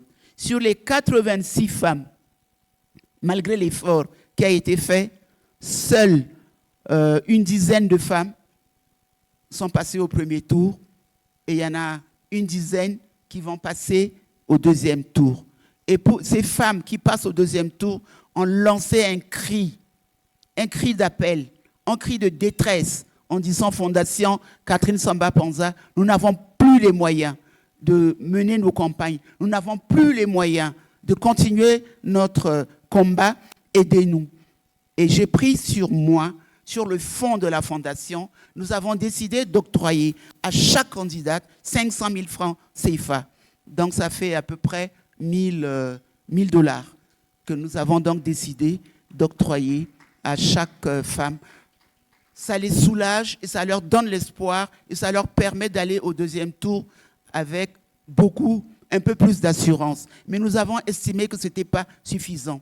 Il fallait faire un plaidoyer auprès des organisations, des organismes qui organisent les élections, auprès du Conseil constitutionnel qui décide donc de celles qui vont au deuxième tour ou pas. Nous avons constaté, par exemple, qu'il y a des femmes qui ont 47% au premier tour et qui ont un homme en face qui a 12% ou 13%. On va les amener au deuxième tour.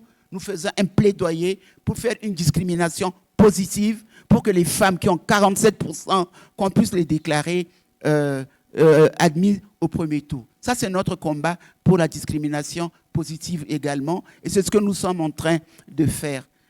Indépendamment de cela, nous avons beaucoup d'autres projets qui sont dans notre plan d'action. Et nous avons donc établi un partenariat avec ONU Femmes, FNUAP, UNFPA, UNDP pour nous aider parce que nous avons besoin de partenariat. Nos actions ont besoin de financement. Nos actions ont besoin d'appui technique. Nos actions ont besoin de communication. Nos actions ont besoin de visibilité. Seule la Fondation qui a à peine 1 an ne peut pas l'assumer. Alors, nous sommes ouverts à tous les partenaires. Nous avons élargi la Fondation aux femmes responsables d'organisations féminines.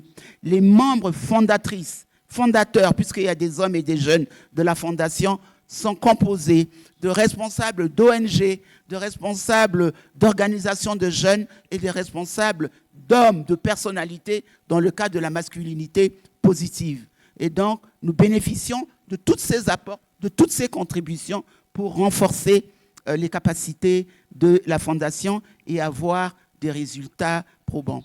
Alors, vous me direz, où est la place de l'agriculture dans mon programme? Dans mon projet, nous sommes à un petit déjeuner à AWLN EWA. Il souviendra à certaines personnalités ici présentes que l'année dernière, au cours du dernier petit déjeuner, j'ai émis le vœu de voir EWA arriver en Centrafrique. Madame Bineta Diop est là, elle peut le confirmer. Mais pour cette première année, nous avions tellement de priorités d'activités que nous n'avons pas mis l'accent sur cet aspect-là. Mais nous avons déjà commencé à démontrer notre volonté d'environnement, en reboisant, en mettant de l'eau, en plantant. Ça veut dire que nous voulons faire quelque chose. Il nous faudrait peut-être, avec le temps, acquérir un terrain où on pourra peut-être faire quelque chose de plus grand. Mais d'abord, il faut commencer par identifier les femmes agricultrices, les femmes qui sont dans le secteur agricole, pour voir quel type d'appui elles ont besoin, voir qui peut nous accompagner dans cette vision dans ce projet et en ce moment, voir avec EWA comment nous pouvons faire. Donc voilà, mesdames et messieurs, je ne vais pas prendre beaucoup de votre temps. Je peux vous parler de ma fondation du matin au soir, mais nous avons juste voilà, un peu de temps et je pense que je vais m'arrêter là. La patronne me montre sa montre, donc madame la patronne, je m'arrête, je vous remercie.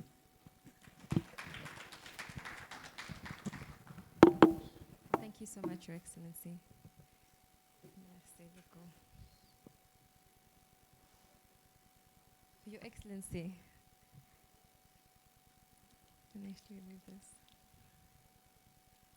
Your Excellency, we've got so much to celebrate when it comes to you. You have gone through decades of service where you have worked from a public perspective, from health, governance. You are the first AU chair, female AU chair, the way we can really celebrate that. And the question I have for you, really, thank you. I actually think that is worth clapping for. It's fantastic. It's amazing. And I think we really sit in power. We sit on two really great contributions. And I'm so excited to hear what you're about to say. So my question to you is, as a renowned champion, and I really think you're an all-round achiever, but as a renowned champion of Pan-Africanism, a dedicated farmer, and a high-level leader, how will your foundation, the NTZ Foundation, help to take forward Agenda 2063? And really the focus of the question is, how will this particularly impact women positively?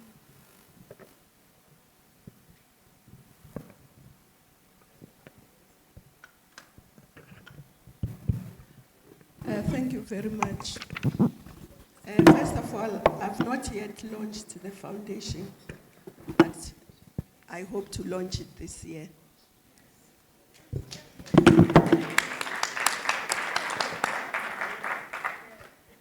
And the foundation is really to promote Agenda 2063.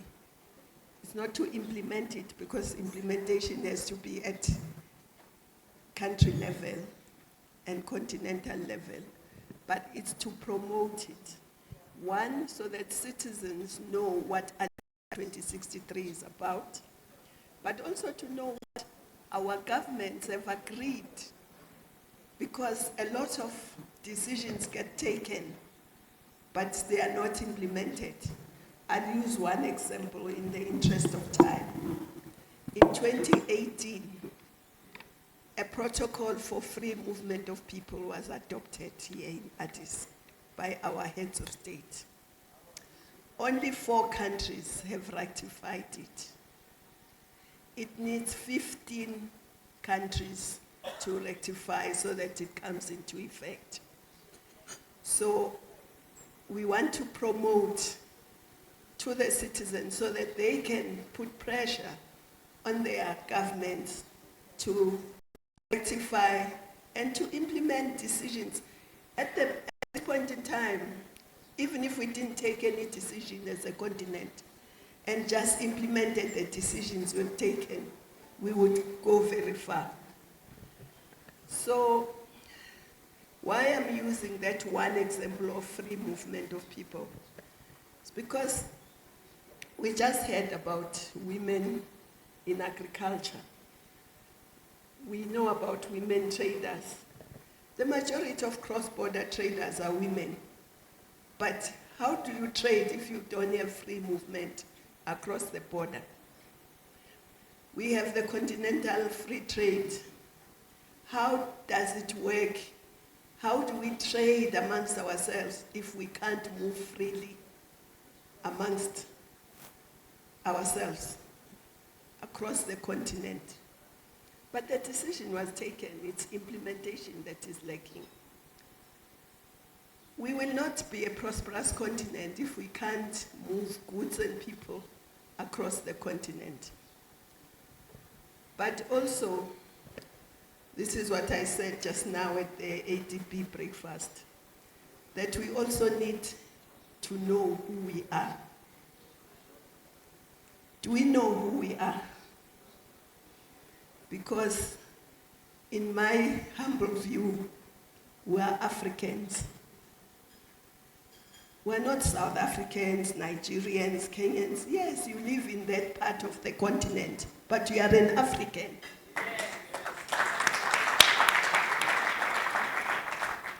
So we need to decolonize our minds for a borderless Africa. We are Africans. We may be living in different parts of the continent, but we are Africans. So we need the goods to move freely. We need people to move freely. And Rwanda, for instance, I'll just mention Rwanda. Rwanda allows every African to arrive without a visa. And the sky has not fallen in Rwanda. Why can't we all do that? Why can't we all do that? Allow Africans to arrive freely. How many of us have given visa-free movement to people outside the continent, but not to people on the continent? So when the foundation is launched, it would be to promote Agenda 2063, which is about an integrated Africa. A peaceful, a prosperous Africa, driven by its citizens, but mainly women. Aspiration 6 talks about women being the drivers of the Africa we want, of building the Africa we want, women and youth. By 2050, every person in 4 will be an African, will be a quarter of the world's population. Have we prepared for that? We'll be the youngest continent, which we are even now, will be even more than. Where's the skills revolution that Agenda 2063 talks about? So the foundation will also be promoting the skills revolution, because we can't deal with unemployment if we don't skill young people in every area of human endeavor, but also promote them as entrepreneurs. I'm glad we have an African there who started a women's bank, because it's clear a lot of problems.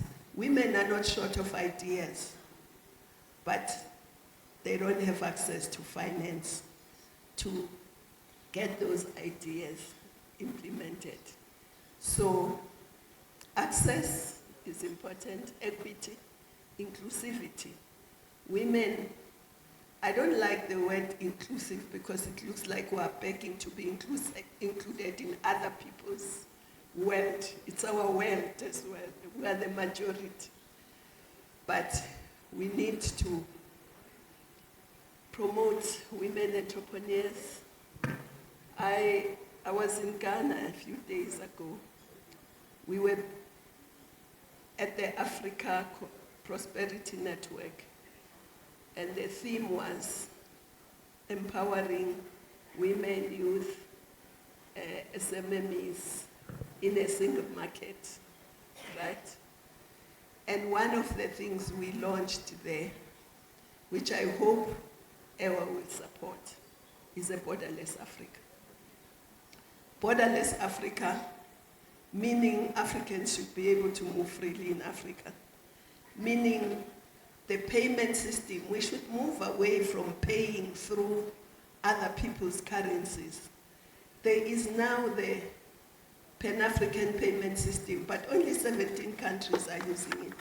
Why? Through the Pan-African payment system, it means you can pay in your currency to another country, and they receive that payment in their currency. So why do we want to go through dollars and euros? So the the foundation is to promote Agenda 2063. Thank you. So much wisdom, so much power, and so much knowledge shared in such a short space of time. I think it would be remiss of me not to highlight the key nuggets of what was said, and I think a proper takeaway and call to action for each and every one of us.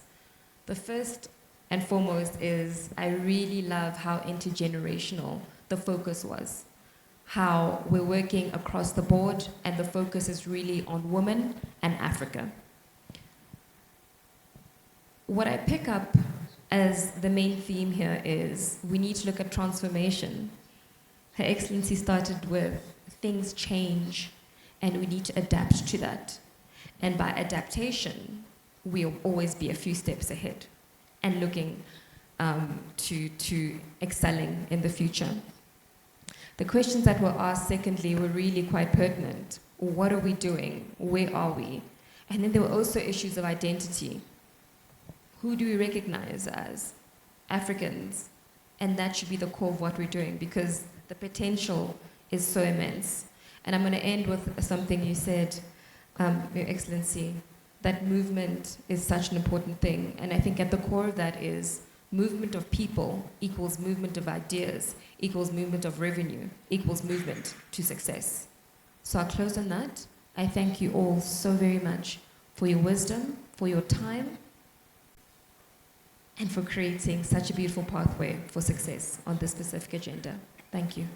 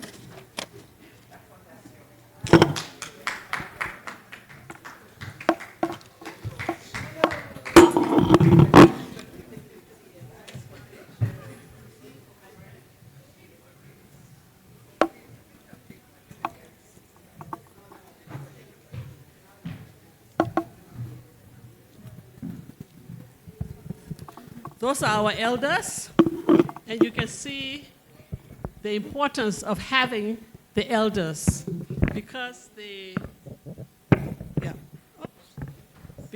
go out, they open doors, and in their various connections, they find things that are useful for us. They work on the ground as well, and I must say, I agree so totally with you, Madam Zuma. I do not like the word inclusive. It's the biggest global myth that exists. There is no inclusive growth. We need to change the system. That's what needs to happen. Now, while the panel was going on, some eminent women entered the room as well, and they are the former director of UN Women, Dr. Pumsile Gokamuluka. She knows I always murder her name, but she forgives me each time. But please welcome her. We also have Honorable Janet Ranatulaye Salanje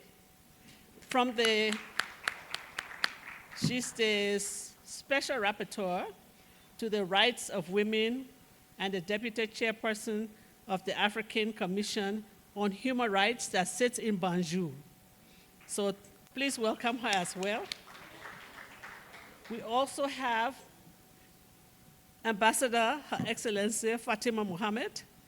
She was the previous ambassador of the AU to the UN. And I must say, it mattered very much to have a woman in that place. Because when we wanted to do things, Nigeria being a very prominent and strong country in Africa, she could carry our voice through. So thank you so much. And she continues to be a friend of the women's movement and of EWA.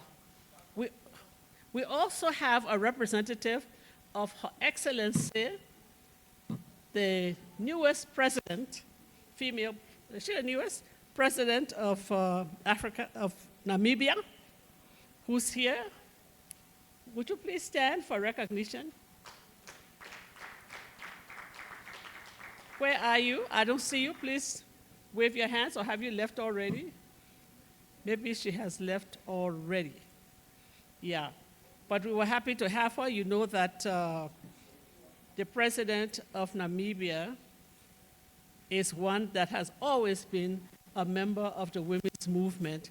Since the days when she was foreign minister, she did a lot of work to help us get through with our issues, as did Madam Zuma when she was foreign minister.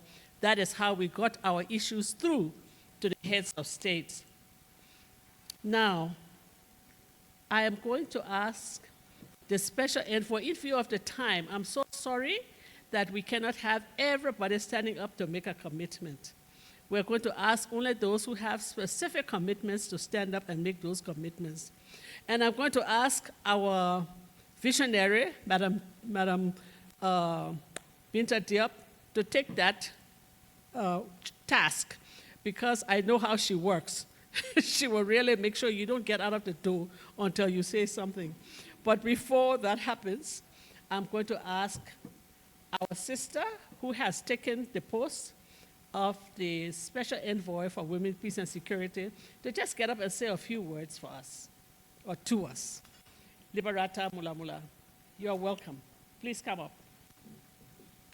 You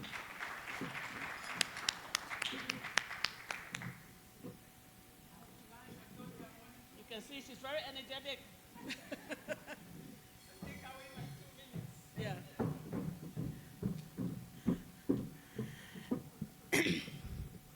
Hello, good morning. We are still in the morning, eh? Dada Thelma, when she calls you to order, you have to obey. Before I came up, she says, Liberata, you know you have only a few minutes. Your Excellencies, allow me also to stand on the already established protocols, but I'm so excited to see all in the room.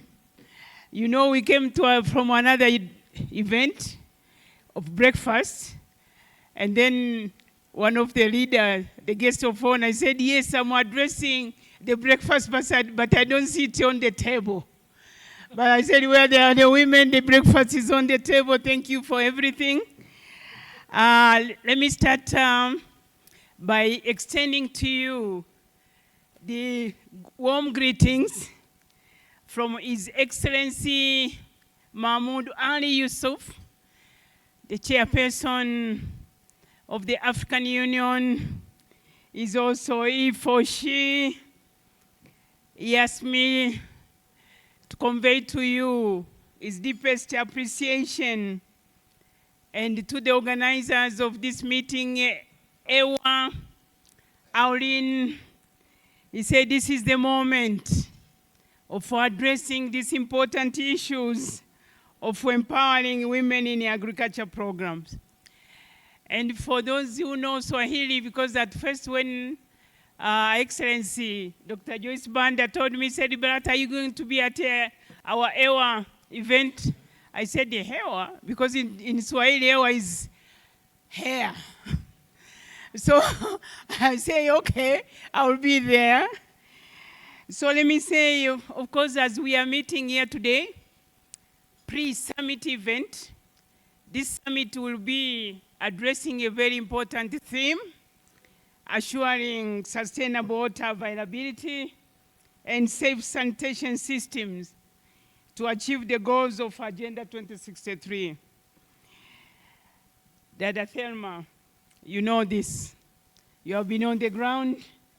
You know what water means, especially for the women.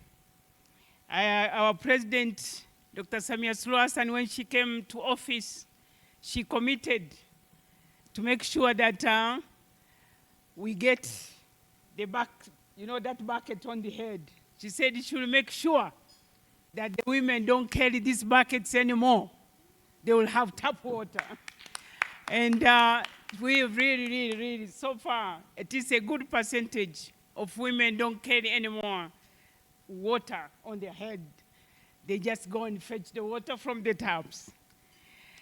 So, of course, we have heard since morning, and I really want to thank our elders, our former presidents. You covered it all in your respective areas. Mama Zuma, you have been in this game for long. You gave us a good perspective. I also am happy to see that the women leadership in action.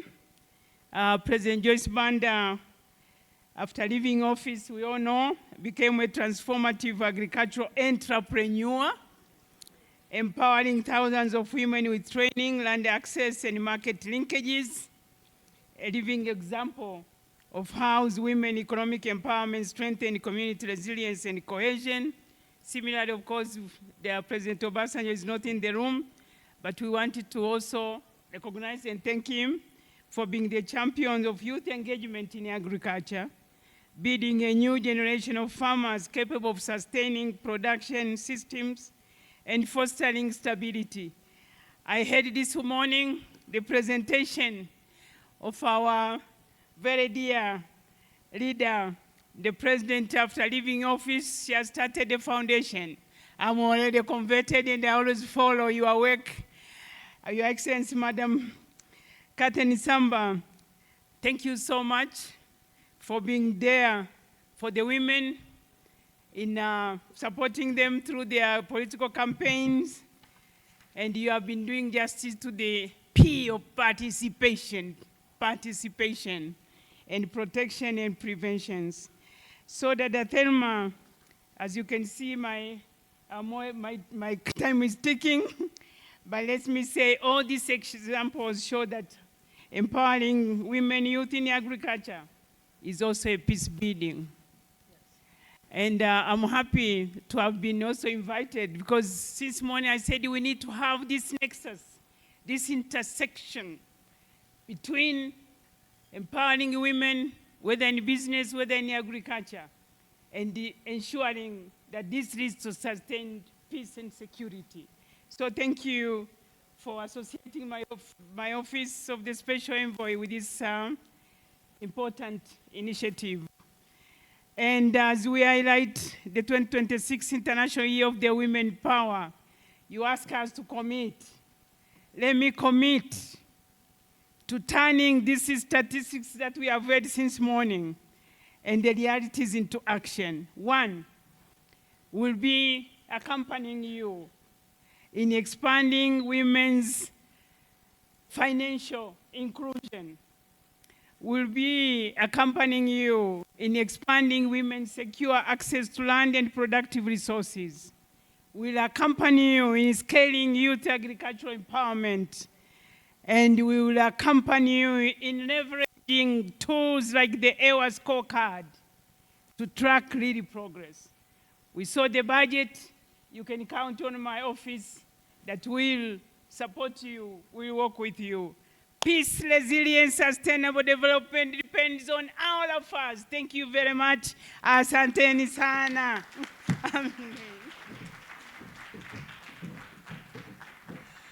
Your Excellency, Liberata, thank you so much. Asante sana, asante mno. Yes. And don't underestimate the accompaniment. It's very important when we go somewhere to be able to say, the AU, we are from the AU, because you are accompanying us and you are behind us. I forgot to mention also that we have Victoria Maloka from the Gender, Women and Youth Directorate of the AU, where we find a lot of our entry points into the AU. Thank you for being here. So we have come to the important session of our work now, which is the commitments. And let me call my sister, who knows how to do this very well, Pinta. Last time she walked around. Let me.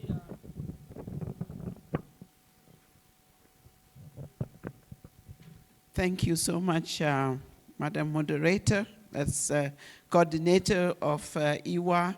So a big clap for her, for Dr. Thelma Awori, very committed to the EWA project. But to our elders, thank you. It was a very powerful panel.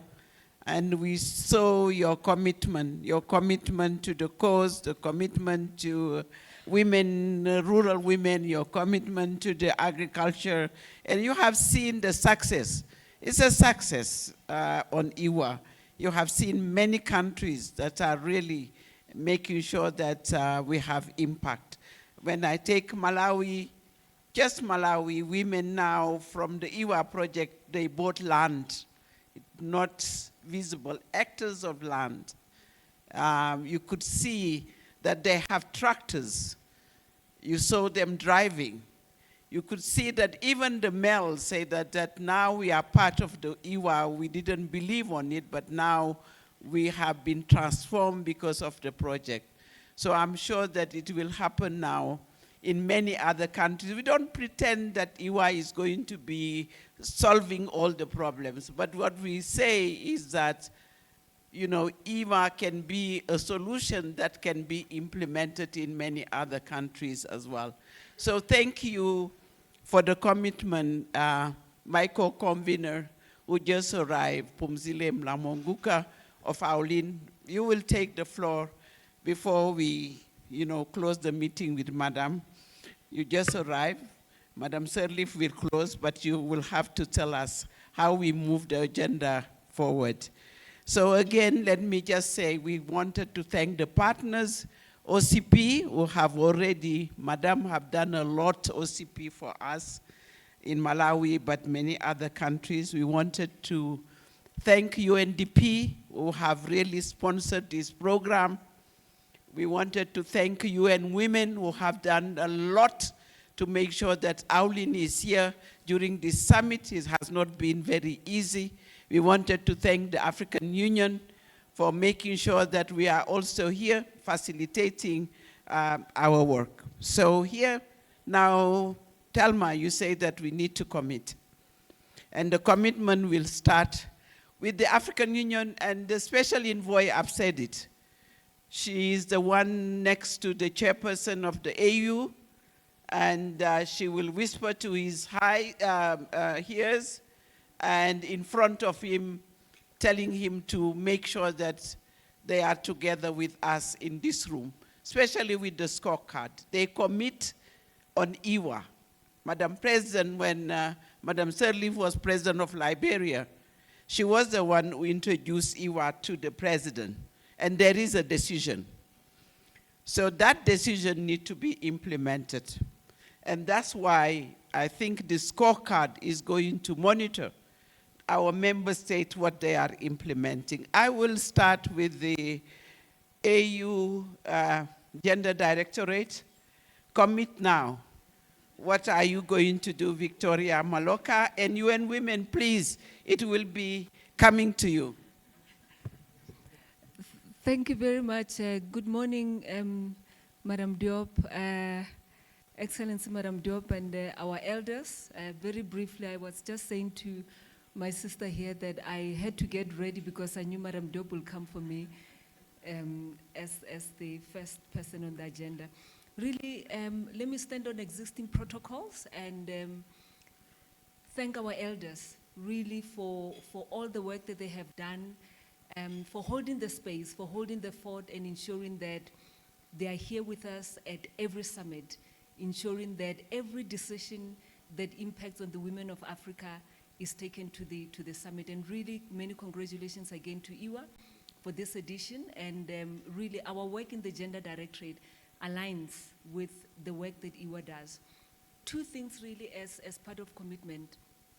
And allow me to quote my former boss, Her Excellency, Madam Nkosazana Dlamini Zuma, who used to tell us quite a lot, yes, one more minute, that if we keep women out of history books, we get edited, or women's issues get edited out of history. Now, a platform such as EWA-AWLN makes sure that whoever records the development issues of women in the continent will never forget what EWA does. Those who succeeded in Malawi, the women in all the other parts of the continent in agriculture, we will make sure through EWA and AWLN that their stories are not forgotten and that they're included in the history books of the continent. On that note, from the Gender Directorate, we really commit to continuing working with EWA, working with AWLN, to open up the space much more in the Gender Directorate in the AU through partnerships, building programs together, implementing programs together to ensure really that women in agriculture are recognized and they have the platform, they have accessibility to the AU, but that their stories do not remain in the peripheral, but that they are also included in the history books of the continent. Thank you, Madam Diop. Thank you, Gender Directorate, Youth Directorate, and I'm sure that you continue to facilitate our participation to the summit. The elders tomorrow will be at the summit thanks to that facilitation. And Uriatu is also in the office of the chair. Thank you for facilitating that work for us to be still within the summit. So with the office of the special envoy. UN Women and NEPAD, be ready. And UNDP. Thank you very much. Excellencies, permit me to stand on the established protocol. Our Deputy Executive Director, Dr. Nyaradzai, could not be here because she was attending another breakfast meeting. So UN Women is a founding member of AWLN, the African Women Leaders Network. For UN Women, women's economic empowerment through climate-smart agriculture is a flagship program. So we therefore recommit to work hand in hand with EWA in all the countries where we have ongoing programs, specifically on advocacy and supporting the scale-up of good models. We'll also support the development of the scorecard. Thank you very much. Commitment for the scorecard. I'm sure that you are noting down, Secretariat, to make sure that we measure progress every year. UNDP, I like disabled men and women together, the positive masculinity. So who is going to take the floor? So Jide, Dr. Jide. Thank you, Your Excellency. I am also going to stand on existing protocol. For UNDP, on behalf of our Regional Director, Ahuna Eziakonwa, who made 3 commitments last year, and we have delivered on all 3 commitments. A round of applause for us. The very first commitment was for us to ensure convening, and we are proud to be associated with this event. UNDP is supporting this breakfast meeting this morning. The second commitment was that we would introduce technology in the agricultural ecosystem with a specific focus on women. And that is why we have established Timbuktu, and in particular the Agritech in Ghana. And lastly, we continue to expose our country offices to partnerships. So we also committed last year that we are going to ensure that our country offices are available to support the work on accelerating women in the agricultural ecosystem. So on that note, we want to say that we are recommitting to scale, and scaling. Thank you so much. Thank you. We thank UNDP and our sister. We know we will meet her, Auna. And thank you, Jide, and all the team for what you have been doing for us. Thank you, my sister. You are the one who leads in the UNDP, and thank you for Naratsai for, and NEPAD, where is NEPAD now? So, coming to you. Our sister Nardos was here this morning. I want also to thank her. Thank you very much, Madam Binta Job. She was here this morning. She had to leave. And then when my Aunt Telma came and told me, you just have to commit, so I called her, and she told me exactly what to say. But I wanted to say good morning to everyone, all protocols observed. I also have an aunt in the room. I have many aunts. Auntie Janet Salanja is also there from the Gambia. So I wanted to say thank you. So Madam Nardos is very clear. He says, and I'm going to read exactly what she texted to me because I told her I couldn't hear her properly. So she says, please tell my elders and my dear sisters that through the NEPAD Spanish Fund, we have been able to do a lot. But today we will be launching COIWA, which is creating opportunities for youth and women in Africa, which builds on the great work that some of you here have done. And of course, I want to recognize Madam Binta Job. And the Spanish will be announcing 20 million today to support COIWA. And out of that, last year, she also launched a new program called AWEC, African Women Empowerment Program. And she wants to conclude that women empowerment equals economic growth. For that reason, AUD and NEPAD will continue to support this platform annually.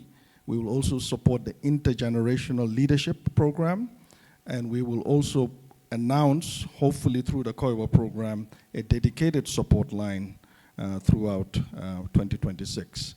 And in addition, my dear Aunt Binta Job, Jessica's time will also be dedicated to this work. Thank you very much. Jessica have been already with us, but recommitted your time to thank to Dr. Nardos, and thank you, the he for she in the outer NEPAD as well. Thank you, my younger brother. Thank you so much. So now I think if UNFPA is around, I know that Madam Diane Keita is also coming, but maybe this evening. But let me go to the private sector and coming back to the UN system again. Private sector need to be at the core, at the center of the discussion. We have Enat Bank, but we have, where is Enat Bank? Right here. So we go to Enat Bank, but we will come after to API and also to Hibet Bank.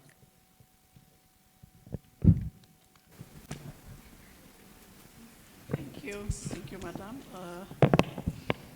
Good morning to you all. My name is Nekest. I'm one of the founders of Enat Bank. I'm glad one of our founders, Excellency Maza, the former Chief of Justice, had been also part of the founders. We're glad that 11 of us were able to make it. If we were not able to do that, no legacy was going to be left. So I encourage you all, in any way we are passing by, but let's leave a legacy that the next generation has to use that. So our bank was established in 2011. Now we have been in work the last 13 years. 65% of our shareholders are women, and the majority of our board members, since its inception, 7 of them out of 11 still now are women. So the majority of our board is led by women. We have developed different financial products for women, uniquely targeting the rural, poor, semi-urban, and urban. And we're glad we will share you what we have. But one thing, finally, which I want to mention is Enat Bank had been recognized as one of the best banks in financial inclusion out of the assessment that was done out of the 30 private banks. So we celebrate that. So Excellencies, brothers and sisters, don't try to reinvent a new wheel in establishing a vibrant bank like us. We will be glad to take you to our bank and learn from us and support you in doing the same. Thank you. Thank you. I'm sure you will work with the Eco Center of EWA, which has been open now, to make sure that they connect with the rural women with the Enet Bank. So I will come, Maza, for you, for your commitment, but let me come to this important table, because this is where we see money, but also we see innovation, and we see a lot of other things. So please commit. Good morning. Okay, before I commit, there are two small things I'd like to say. Number one, to all the ladies, happy Valentine's Day for tomorrow. And then secondly, our representative for EWA in Ethiopia, today is her birthday, so I'd like to wish Salam a happy birthday. There she is, please stand up. So imagine her birthday, when? Today. Birthday to you, happy birthday to you,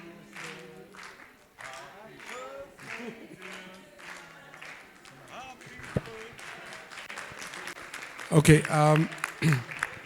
now before we finish our pledge, we have a 2-minute video we'd like to show you, and then after that we'll make our commitment, of which actually we've done quite a bit. Produce a new product called Polar Plants, which is an organic liquid that boosts the growth of a plant plus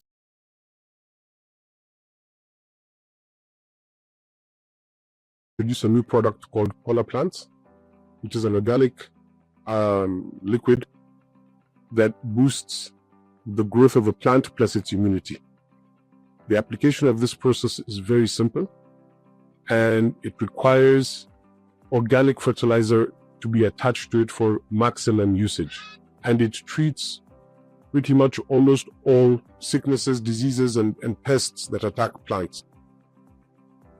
The main technology behind this is a nanotechnology through the blending of the proprietary products that enters the leaves and the stem and goes straight down to the roots, and it treats wilt, rust, stem borer, and coffee borer, as well as mites and insects, nematodes and armyworms. It comes in different concentrations for different treatments.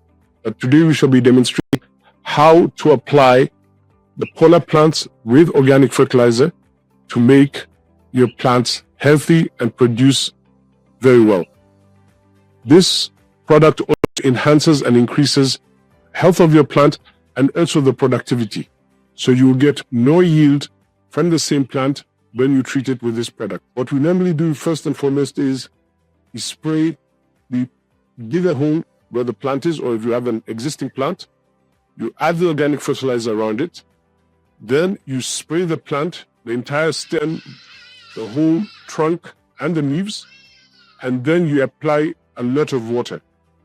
You need to do this because the first thing that Polar Plants does is it makes the plant absorb water and nutrients at 10 times the normal plant rate. So you need to add the water as soon as you finish applying the Polar Plants. If you have a very bad case of rust or any diseases, you will have to apply every 2 to 3 days, and you should see by the third application that the plant is healthy. For good yields, you need to apply once a year minimum after harvest and before flowering to get the maximum effect. Polar Plants only works at its optimum if you combine it with an organic fertilizer. We prefer to use Stimmy Grow, which is a Ministry of Agriculture certified organic fertilizer, but you can use any organic fertilizer that is certified. We discourage the use of rare manure because that intends to bring diseases and vectors from other areas.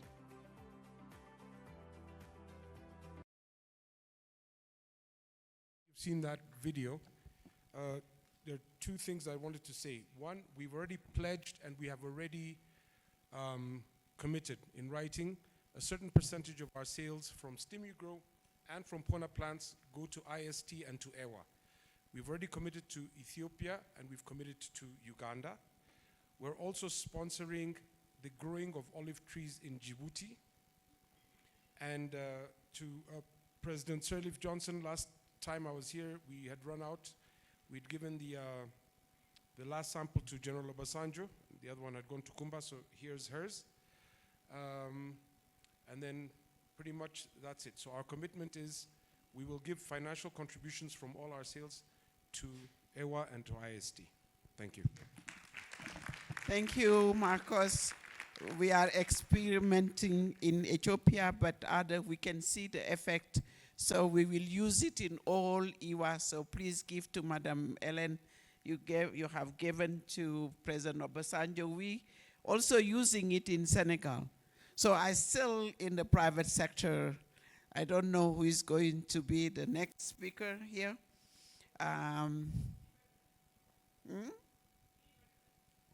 So Hebert Bank. The head is there. So moving to that place. Please, we need the voice of private sector.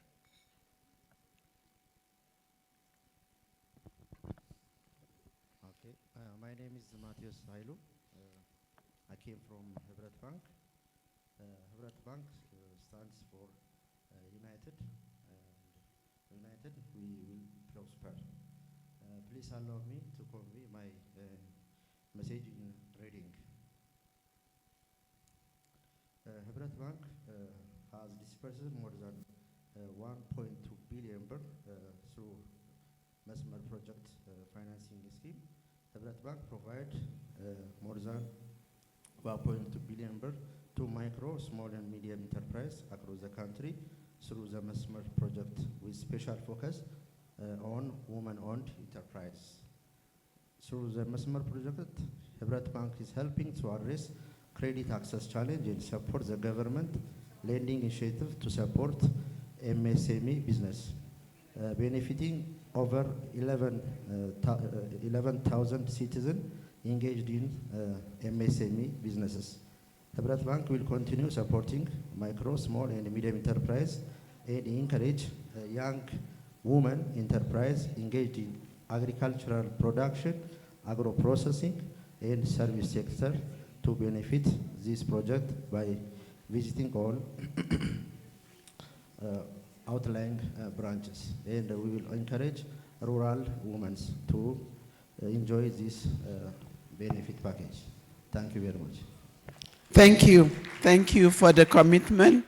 I'm sure that you will work through the group in Ethiopia already, our AWLN national chapter, but also we're just opening the eco center of EWA. So we will be connecting with you and to make sure that you invest on the women farmers, not just in Ethiopia, but looking outside Ethiopia.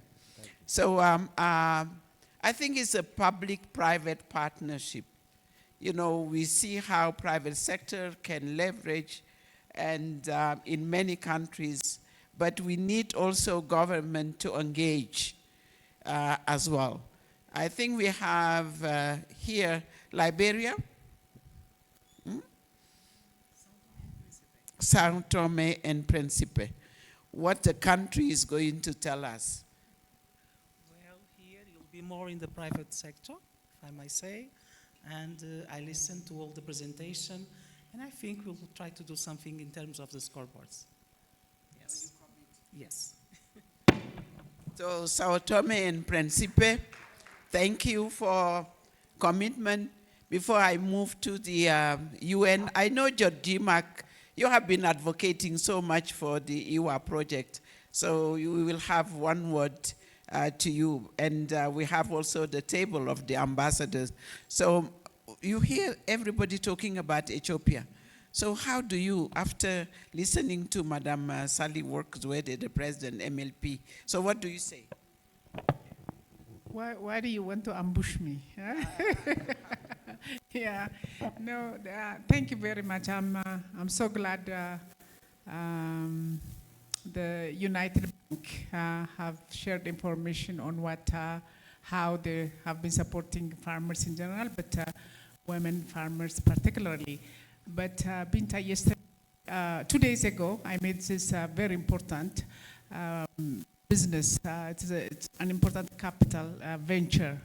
And they told me that they produce oil, and for the production of oil, they use seeds like soya beans and sunflower beans. So they outsourced that to farmers, and the most important actors are women farmers.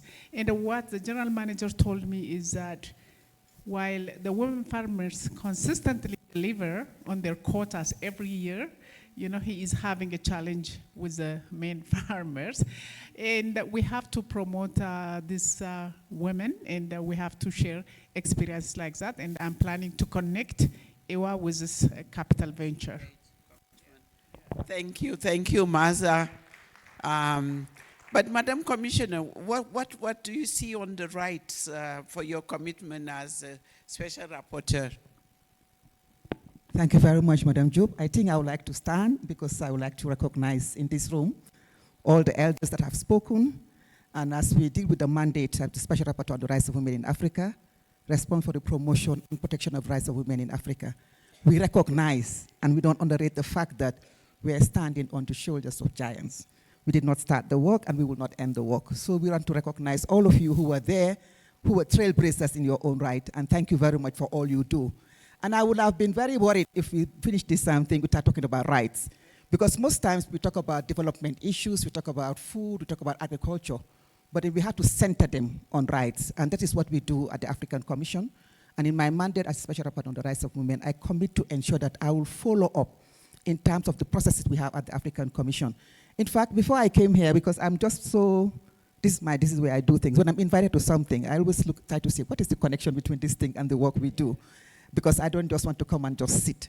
And I just realized at the level of the African Commission, we have so many jurisprudence. We had a case against Nigeria where we don't, even though we didn't have expressly the right to food and all of that, but we are very creative. So in our jurisprudence, in the case of SERAC against Nigeria, when the water sources were contaminated, we interpreted that as interfering with the right to food. Because when you talk about EWA and agriculture, you're talking about food sufficiency. And also we have several resolutions that we've adopted at the African Commission dealing with the right to food, right to nutrition. And this year we're talking about sanitation. So the commitment I would like to make is if you have a resolution that you want us to adopt at the African Commission, we'll be happy to adopt that. And also through our state reporting procedures, we will integrate the right to food at any point in time. And we'll be relying on you to give us the information because that's what we do. So if any state is presenting their report, you'll give us the information, and when we engage in constructive dialogue, we'll highlight the issue of women, farmers, agriculture, right to food, and so on. So that's the commitment I'll make. Thank you. Thank you. But you know also that she's promoting our CVAUG, the Convention Against Violence Against Women and Girls. So UNOAU.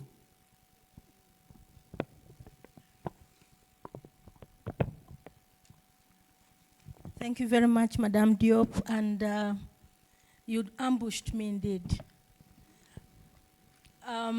Before I came here, I did not consult with my boss, SRSG Parfait.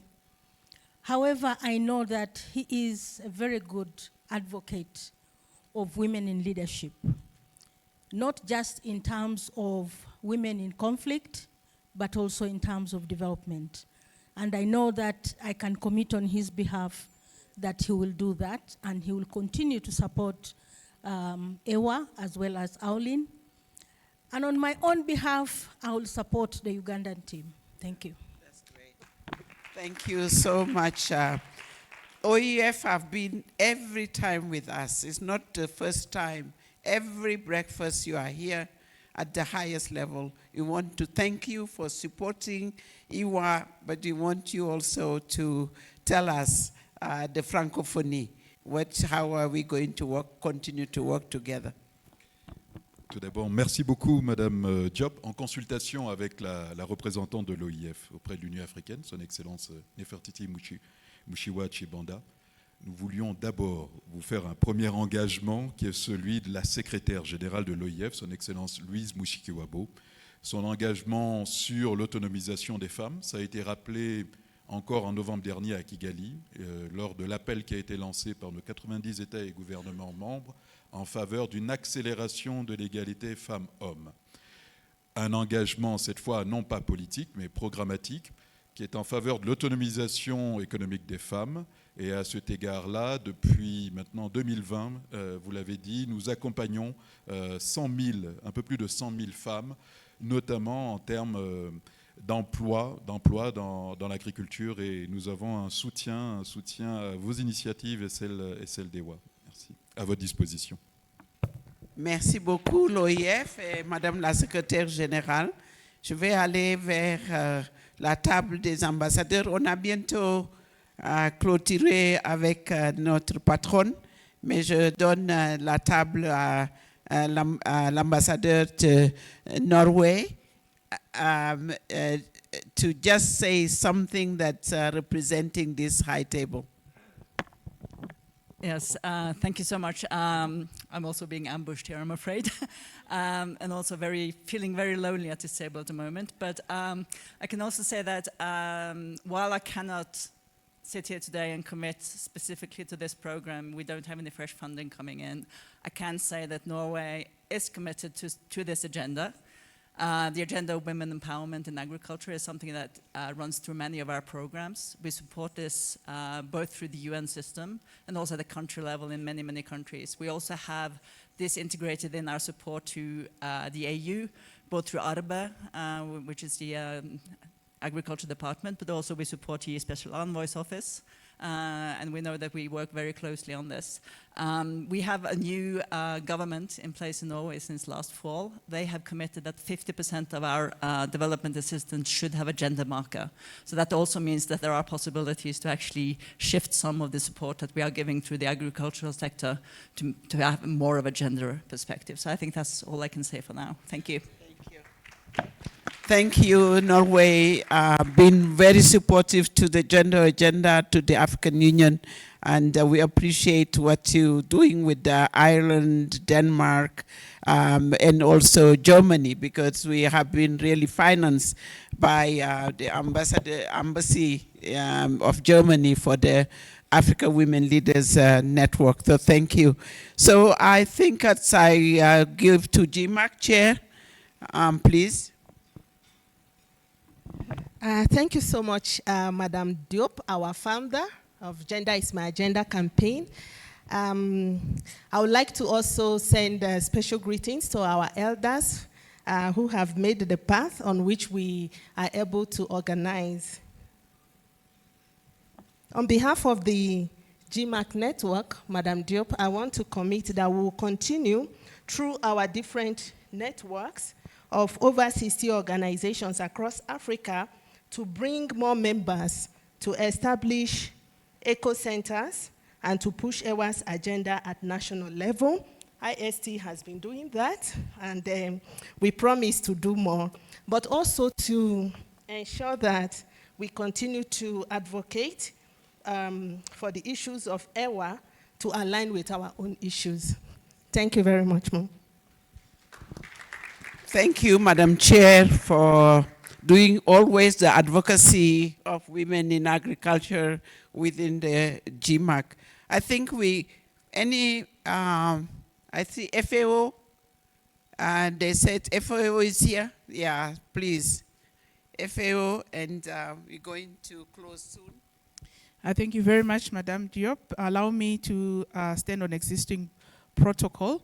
On behalf of the Food and Agriculture Organization of the United Nations, FAO, we are really happy to be playing a leading role this year in coordinating efforts towards the International Year of the Women Farmer.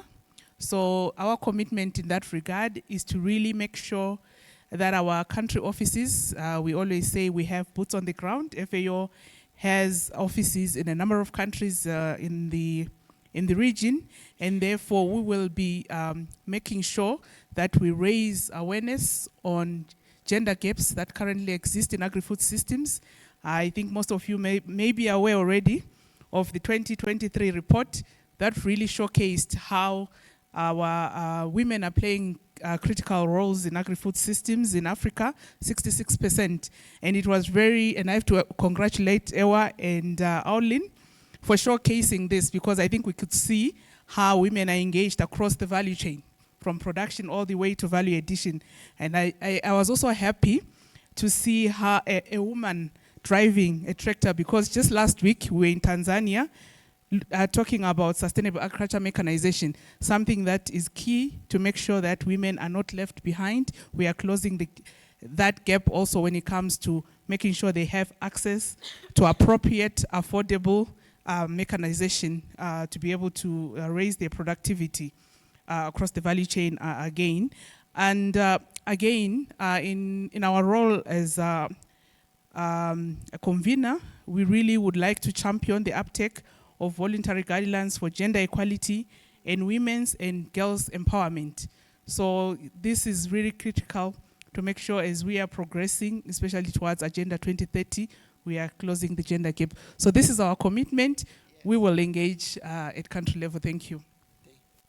Thank you, FAO. Thank you. And we're going to sign an MOU with FAO, with the group, the network, to follow up on the commitment for this year of women living in rural areas. So UNECA, just 1 second. So thank you, moderator. So on behalf of Economic Commission for Africa, let me mention that we stand ready to work with the present partners and the leadership network and empowering women in agriculture, African Union and UN Women to strengthen gender disaggregated data on women in agri-food systems, covering employment, productivity, land, and finance. This is really necessary for evidence-based policy making. We see 3 priority action areas for partnership. First, securing and enforcing women's land and property rights through legal and administrative reforms. Closing productivity and earning gaps by scaling up women-targeted extension and services, and unlocking tailored finance. And we will work along our functions, which is think tank, convener, and technical assistance provider and advisor.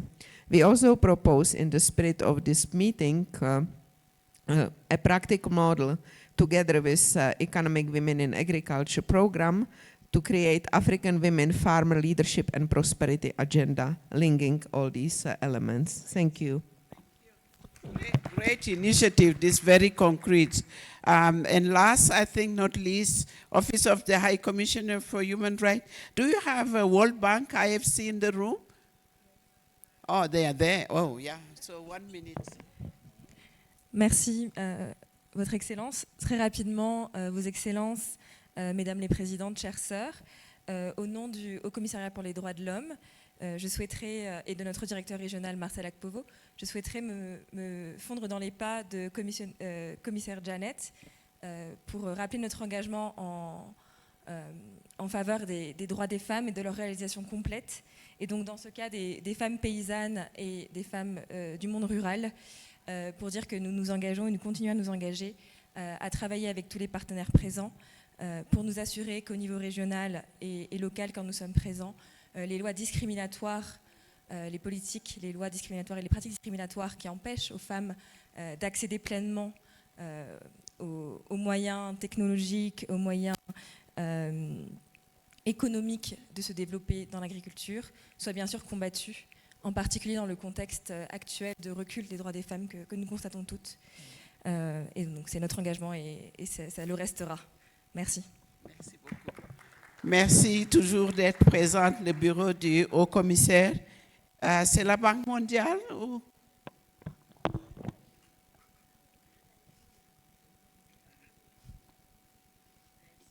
IFC. Thank you very much. My name is Madalo Minofo. I'm the IFC country manager. I cover Ethiopia, Malawi, and Zambia, and really enjoying the discussions. And thank you very much. We are always here every year, hidden at the back, but we are always here.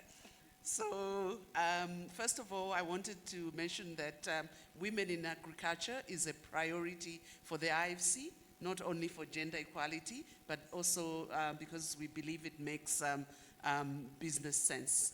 So IFC is involved on so many levels in terms of supporting women in agriculture. Firstly, through our investments, but also through advisory services. And we have a number of programs at the moment where we are looking at how we can connect women farmers to markets. Because at the end of the day, I think the important is to make sure that the women are connected to markets and they can be able to generate income. And this year, because my colleagues from the World Bank are not here, I will also mention that we have, as a World Bank group, recently launched AgriConnect, which is a World Bank group initiative to transform smallholder farming, create jobs, and strengthen global food security. Through that, we want to improve infrastructure, support government policies, and mobilize private capital. Because the one thing that has been missing in this discussion is the private capital. And that's a role that we commit to play as IFC to mobilize that private capital towards these ventures. Thank you. So, thank you, the World Bank Group, IFC, and my brother Mahtar Diop. So greetings from us. This is a great commitment. So I think it's THP, you want to say something? Because you are present in Ethiopia. The Hunger Project.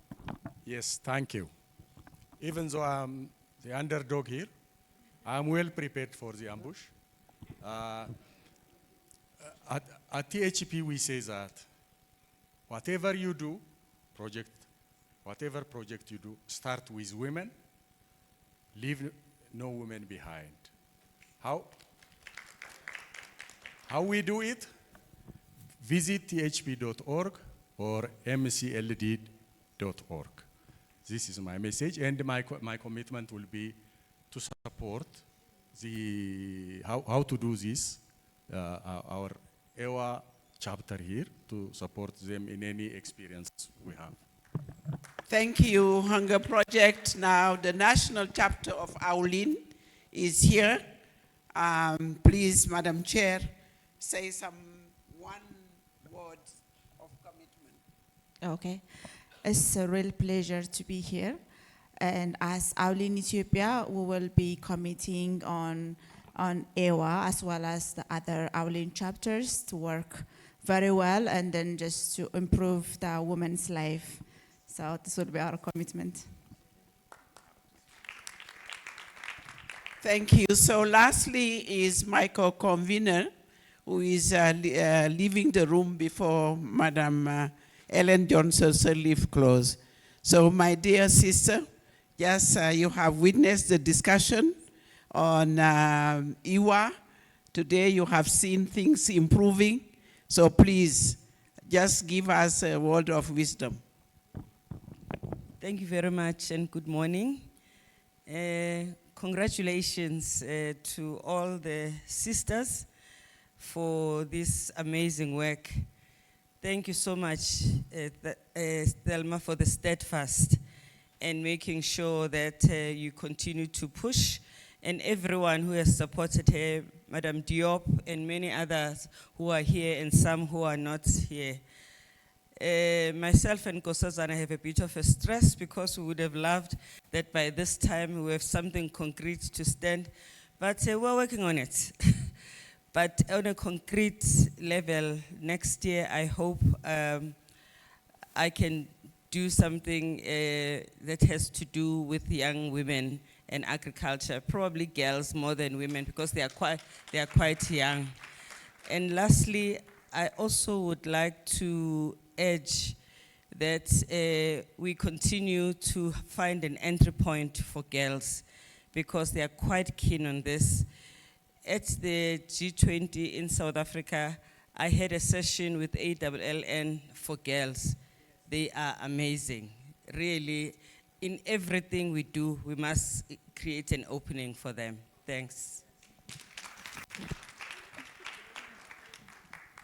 Thank you, Madam Pumzile, the co-convener of AWLN, the former Vice President of South Africa, former Executive Director of UN Women. So thank you, my dear sister.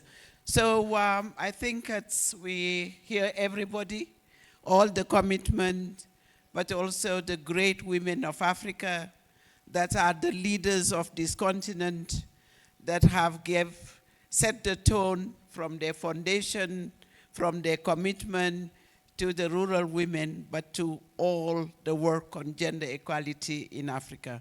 So thank you for being always guiding us, giving us instruction, but making sure that the gender agenda continue. So we have the one that have been the first elected in Africa as a female president. We should clap and clap and clap. We are so proud. Oh, I can't do it, but I'm sure that the special envoy know how to do it. Madam, you listened to everybody. You have seen, you saw the videos, everything. We want you to close this session and just tell us what you think about your project, which is that you started when you were president of Liberia, but you see moving on with President Obasanjo. Madam, come, please. Yes, yeah, okay.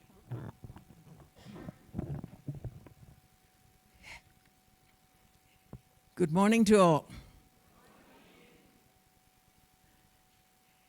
In our world, there are always visionaries. And we have our visionary,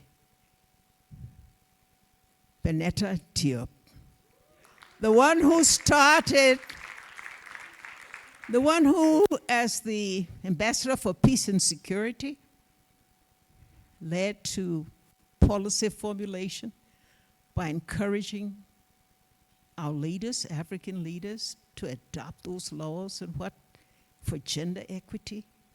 But she didn't stop there. She wanted to see more. And as a visionary, she wanted to form something where women from all over Africa got together, formed the network to be able to formulate, to plan, to execute all of those things that enable women to be just a person who can be anywhere, anytime, in their own right. We look to her successor to carry on the work of peace and security as she moves on. So many of us stood on her shoulders to be where we are in those initial days when she started. Let me join her to thank all of you who've been here, all of you who have participated, all of you who have moderated, all of you who have been a part of this and have stayed here with us, all the supporters who have made their commitments. And I think you see the drive of her as she moved from one person to the other, one institution to the other, one organization to the other, to be able to mobilize those commitments. So we thank them. A particular thanks to the former presidents, women presidents in Africa, who are part of the panel.